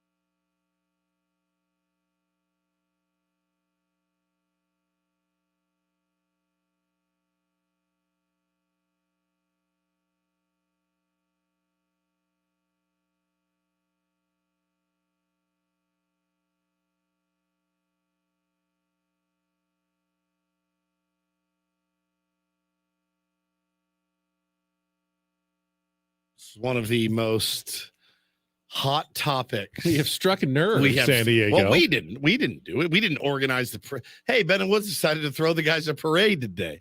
Ben's going to lease some old Cadillacs and Lincolns, and Woods is in here cutting up confetti, and there's Paulie getting the champagne ready. And no, it's not our idea. I think they must use shredders to make the confetti. No, it's scissors, hand cutting it up. That's artisan confetti, handmade confetti. None of Farm this, to table. none of this manufactured How we confetti. do it in San Diego. I want it artisan handmade. If Craft my confetti team wins a capital of the world. That's right. That's right. We are notorious for the celebration of the second place team. We've all been guilty of it. And it looks like it's going I want only California sparkling wine for my spraying celebrations. It looks like it's going to continue. All right, we're going to get out to the phone lines. They're cooking right now, right after this check of traffic on 97.3 The Fan. From the premier Buick GMC of Carlsbad Traffic Center, part of the premier auto family, here's Kelly Danick. Traffic is sponsored by the San Diego County Sheriff's Department. Got a couple of stall big rigs wrapping up our morning drive. One of them is on the Hawthorne Street on-ramp to northbound 5, and a stall big rig in the middle lane, East 78, Twin Oaks Valley Road. The San Diego County Sheriff's Department is working hard to keep San Diego safe and is now hiring. The Sheriff's Department offers rewarding careers with growth and has an opportunity for anyone with integrity that wants to make a difference. Go to joinsdsheriff.net to learn more. That's joinsdsheriff.net. I'm Kelly Danick with Ben and Woods, San Diego's #1 sports station, 97.3 The Fan. All guests on Ben and Woods appear on the Premier Chevrolet of Carlsbad fan hotline. Save money the right way with Premier Chevrolet of Carlsbad. Visit them today in the Carlsbad Auto Mall. Chevrolet, find new roads. So you heard our take. Celebration, yes. Parade, kind of a bad look. Let's go to the phone lines, 833-288-0973. They are full. Let's start at the top with JJ. Welcome to Ben and Woods on 97.3 The Fan. Good morning, JJ. Good morning, and how are you guys today? Great job. Thank you, buddy. I think there's only one appropriate best way to celebrate what the Aztecs accomplished. Tough loss last night, but big win from the Padres, courtesy of Ha-Sung Kim. And I think the only way to celebrate this properly is to play my Ha-Sung Kim song that I sent you earlier today, because it's going to bring joy and love, and it's right there on the corny scale with that Dodge Caravan joke. It's perfect. God would be happy if you did that. That's my take. The Aztecs deserve every celebration, and my Ha-Sung Kim song will bring joy to millions of tier ones. That's my take, Jefferson. I wish we had millions of tier ones. Well, I wish we did too. Do you have it, Paulie? Yeah. We thought about it, and we've said, I don't know if we're going to play it, but you know what? Let me pull up his email. Let's get everyone's honest opinion here. That was Jefferson J. Yep, we know who he is. Emailed us yesterday the song that he put together. He said he was visited by a bolt of inspiration. I hope you dig the creation. And it's about Ha-Sung Kim, sung to the tune of Neil Diamond's Song Sung Blue. Okay. This one's going out to the beating heart of the Padres. The one and only him, Ha-Sung Kim. Jim?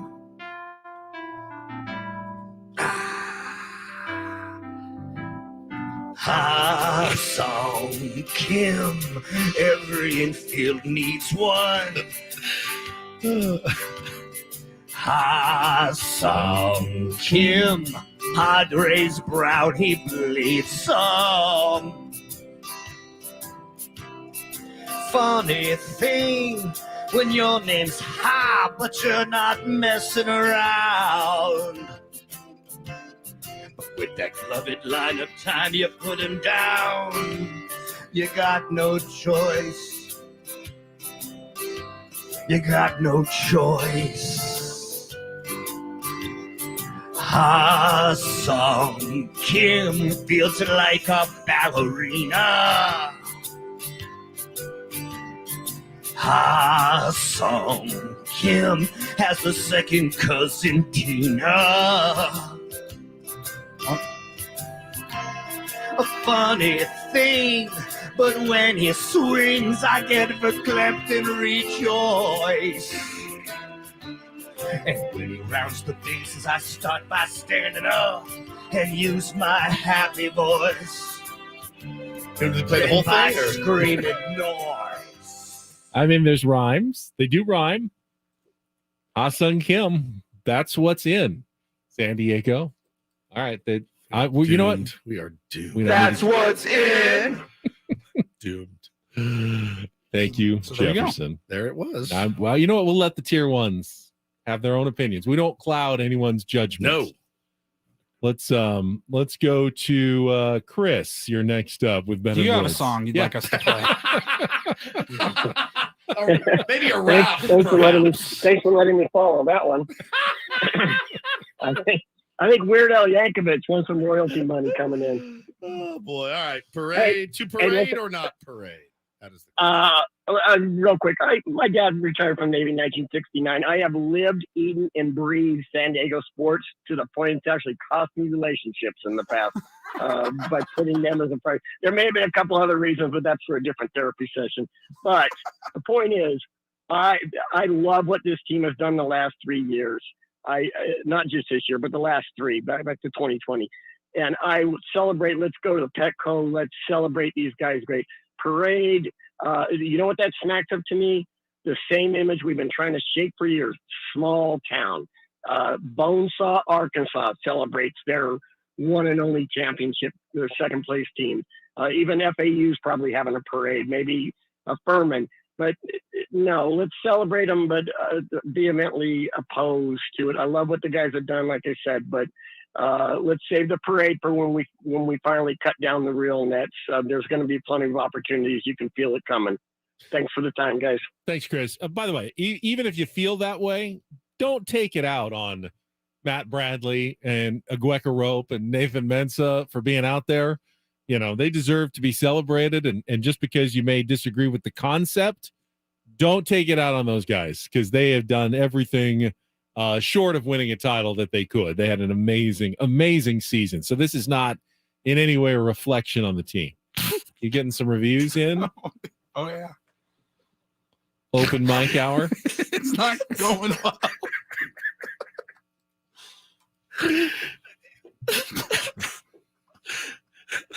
Here we go. I'll read some.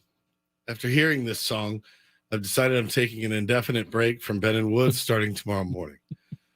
Ainley says, I'm never listening again.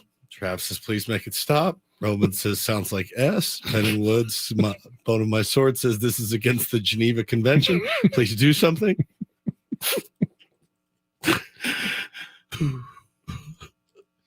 Take some courage to put yourself out there like that. It does. It does.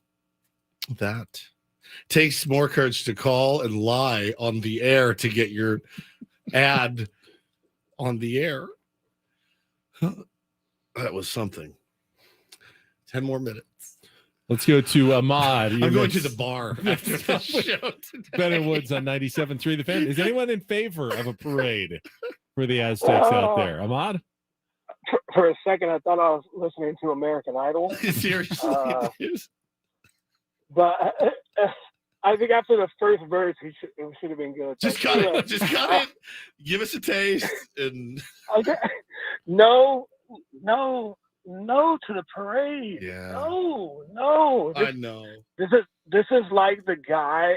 We always take L's. Always. Yes. When the Chargers were here, I'm not going to say what the security guard was doing, but the security guard. Come on, had to be at the Chargers stadium, right? Come on.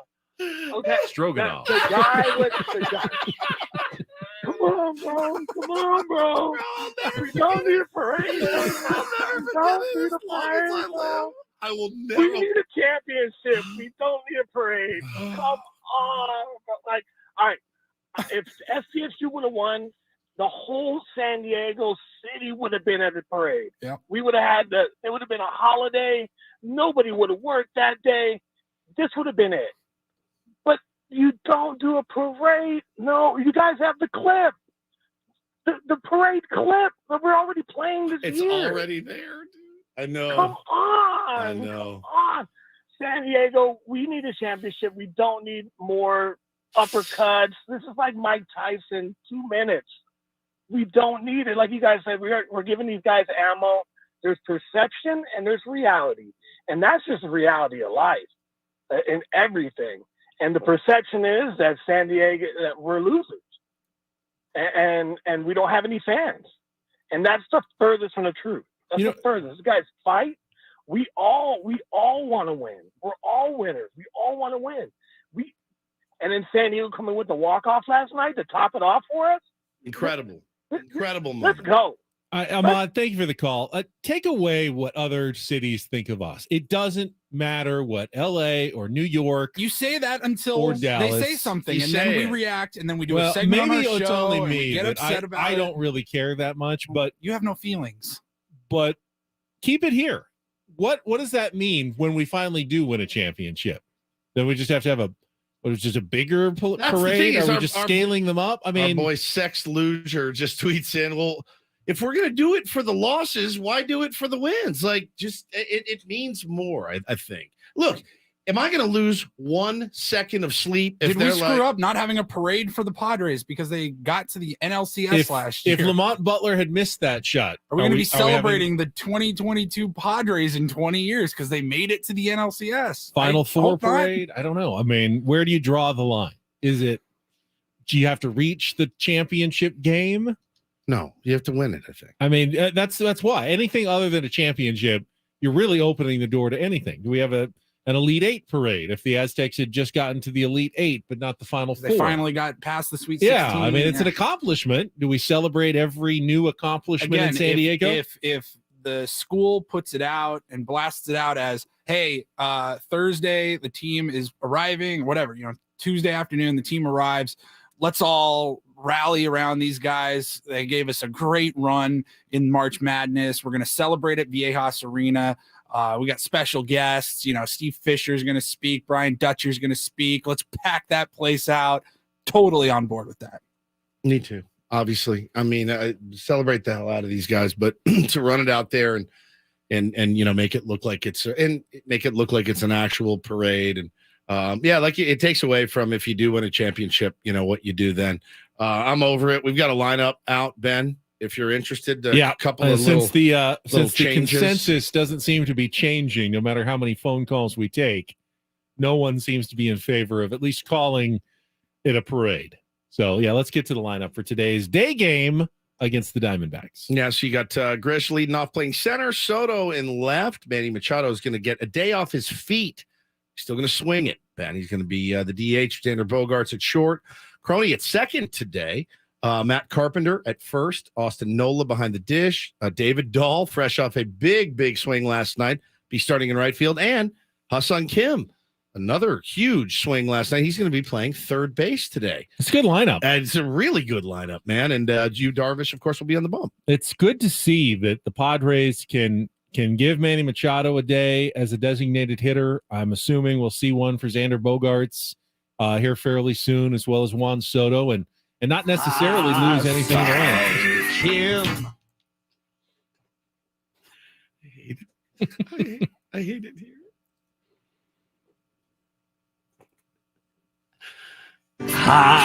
Ha-Seong Kim. Will's tweeting us, is that Tom Waits? And I almost peed my pants.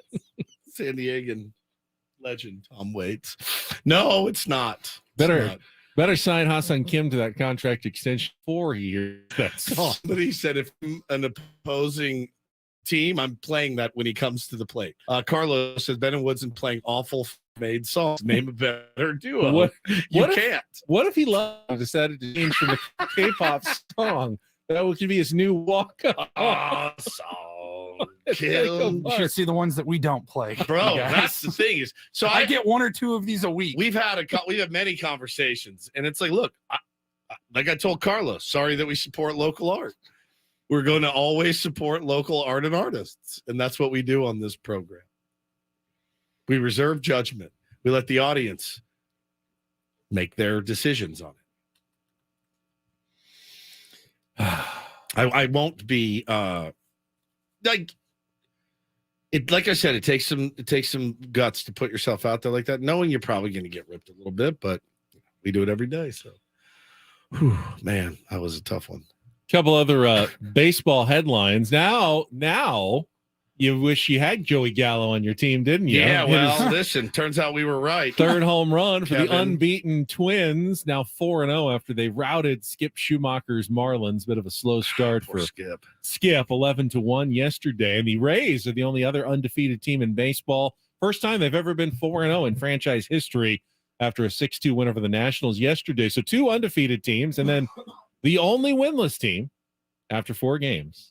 The defending National League champion Philadelphia Phillies fell to 0-4 with an 8-1 loss to the Yankees. So swept by the Rangers and then routed by the Yankees. The Phillies still looking for their first win of the year. Dodgers thumped the Rockies. So Padres and Dodgers both 3-2. Did you see for about 4 hours yesterday, every team in the NL West was 2-2 yeah. after the Giants went all home run on the White Sox with 7 of them. But the saddest game of the day was the Guardians outlasting the A's 12-11 in 10 innings in front of literally dozens of people on a Monday afternoon in Oakland at the Oakland Coliseum. Oh my God, man.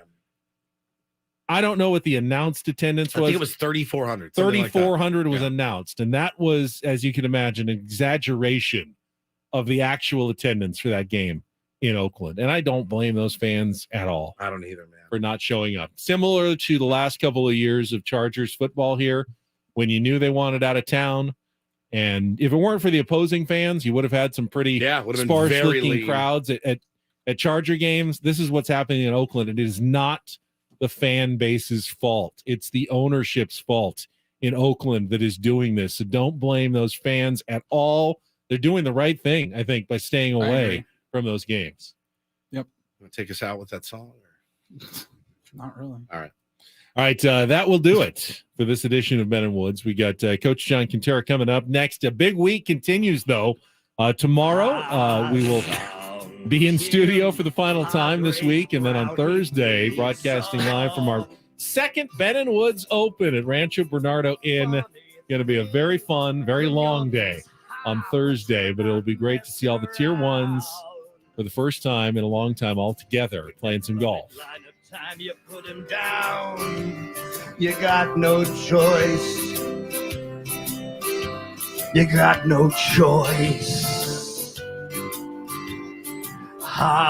Song. For Paul Reindl, Jefferson J, and Stephen Woods. It's going to be in your ear all day. I'm Ben Higgins. Coach John Quintero will give you his thoughts on that song coming up next on San Diego's #1 sports station, 97.3 The Fan.